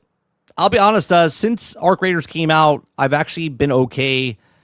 Like, I have the mindset of I'm just borrowing the stuff that I'm going in with, and even with the free loadout and whatnot, so I really don't care if I lose. Every time there's an outcome, like a fight, if I win, I win. If I lose, I lose. It doesn't really matter. I'm having fun. I really like the game. Salty says, do we get a glimpse of Blade at the Game Awards? Do you think it's being pretty silent? I kind of feel like they would announce that at an Xbox event. Is there going to be another Xbox event in December sometime? Like they just did one. Is there going to be another one? Maybe we see Blade. I don't know, though. You barely got to see Wolverine. You ain't getting Blade. Yeah, I don't. Maybe. I don't think we will. I think they would wait for their own showcase to show that. Salty says, which game do you both hope to see revealed at the Game Awards? Like a new game? Yeah, like something you've been looking forward to that they might announce or something. All the ones in my head, they're not going to tell you. They wouldn't tell you at all. I mean, was it 2 years ago? It never happened, but when I said they're going to show Transformers game, and then a Transformers game came out, and then they canceled that Transformers game, I would be excited if they showed an Ultimate Alliance game or a Battlefront 3. I don't think either of these are going to happen, but that's my... All right, I'll go in on this. That's my wish list. You want to see the internet implode? You do a 40K Battlefield game. That's the implosion. Okay. Something you with do 40K. You do a 40K battle. You do a 40K Battlefield game, and that will set the internet on fire. I'm really hope that that's the next step. I really do. I hope that's the next step. So I missed that, Krebsy. So I said this earlier on the Xbox store. So I asked, and I didn't see your chat. I said, is it available in the store to buy it? So they're already doing that. But is Cosmic Invasion also on PlayStation the same time? Is it on PC the same time, or is it just in Game Pass and then not for? So you're saying Game Pass coming soon, Ultimate, and below it says not available separately. So you can't buy the game on Xbox, but you can buy it. I think Water said it was on Switch, correct? Let me see what you guys are saying here. Light No Fire. Oh, Light No Fire. See, I forgot about that. Yeah, that'd be good if they actually showed that. That'd be a nice thing as well. Yeah, but he said one that we would hope that they would see. I don't. Well, Light No Fire is pretty far along. We potentially could see it. Yeah, they're looking to do an MMO or something, Dupless. We don't know if they're going to actually try to make it another game, even though they know it did well. Altor says, do you believe that Rockstar delayed GTA 6 to release all the GTA Online updates and squeeze the last drop out of that mode? I do. From a business standpoint, yeah, they have stuff, and if Grand Theft Auto comes out, then Grand Theft Auto 6 comes out, Grand Theft Auto 5 is dead. Right? We understand that. It's been around for 13 years. They made the money. If they come out with online, Grand Theft Auto 5 online is gone. I mean, obviously people will still be there, but what I'm saying is that I don't think they would support Grand Theft Auto Online on 5 and 6. I think they would leave that as is and then constantly update 6 because they want you to go over to 6. So we'll see, though. Yeah. So yeah, I do believe that they are squeezing as much as they can. Right. Well, think about what Grand Theft Auto might have to do if people don't adopt the new systems. Yeah. If you don't adopt the new systems, then who are they selling to? So they might have to go backwards. I think we talked about this last week. Do you think that Grand Theft Auto comes day and date on PC now because of Steam machines coming into the household? I think if the market share of consoles is low enough that Grand Theft Auto will have to have as many sales as possible early, and I think it's all at the same time. I don't think they're going to make you wait for PC. Last one, Travis says, when do we get a date for Exodus? Do you think it's Game of the Year awards or not that soon? Maybe they show something, but what is it? Still like a year out, isn't it? I think you get an update. I think you get an update on that game, but it's still. Didn't they say late 2026 or something like that in a video or a post? So I think they show it to you, get you a little bit more excited, get developers maybe to come in to help them fix the game. Not when I say fix the game, finish the game, right? Like they love showing, like for instance, what Witcher 4 did, where they showed the running on Unreal Engine 5. That's a tech demo, but also the people like, hey, we're working on this. You want to come work for the company and help us make this thing? I think that's what they're doing. I think they said 2026. Krebsy says the next update for GTA Online has been in files for 6 months now. Well, there you go. Fucking GTA. That game doesn't matter what they start. Doesn't matter what they charge that game for. It's gonna disrupt the entire market. Sure. All right. I think that is it. Yeah, that is it. All right, chat. I appreciate you guys for coming out and participating in our little video game award ceremony type of thing. To put it all in there. We'll see how many we get right or wrong as a community when the video game awards happen on December 11th. There is no show next week, so episode 467 are we in 460? Yeah, 466 now. 467 is not next week. It's 2 weeks from now, which will be the beginning of December, if I'm not mistaken. Yeah, because we're off the 27th, and then we'll be back on the 4th. We'll do the 4th, the 11th, the 18th, and then we're done on the 25th. We're off the 25th, which is Christmas, and then we'll be back on New Year's Day, which is the 1st. Well, some of us might be here on the 1st. Well, I will be here on the 1st, and Sarge might not be here on the 1st, but we will have a show regardless if Sarge is here or not. Appreciate it very much. Hit that like button, hit that subscribe button. If you'd like to go above and beyond that, become a member as little as $5. If you are watching over on Twitch, or if you're on YouTube and you have a Twitch account, and if you have that Amazon Prime that you're not using, maybe toss it my way a little bit over on Twitch. If it's just sitting there, I appreciate it very much. Or at least spend it on somebody that's over on Twitch, because if you're paying for it every month, you're just leaving money on the table for somebody. So appreciate it very much. You guys have a great rest of your day, evening, or night, wherever you are. And also, like I said, we do daily grind Monday through Thursday from 10 o'clock in the morning till noon Eastern. If you'd like to support us, come on out for the live shows. We do gameplay in the afternoons on 30 and Still Gaming over on Twitch and also YouTube. And then we also end the week with Generation X Gaming on Thursday nights at 8 p.m. Eastern. Appreciate it very much. And you guys have a great rest of your day. I'll see you guys on the next one. Thanks for watching. Game on, guys. Retro meets the now and here. Gaming tales you need to hear. Laugh and shout and sometimes sneer. Memories from all those years. Console wars and secret tips. Tips and tricks from pixel trips. News that pours from gaming sips. Critical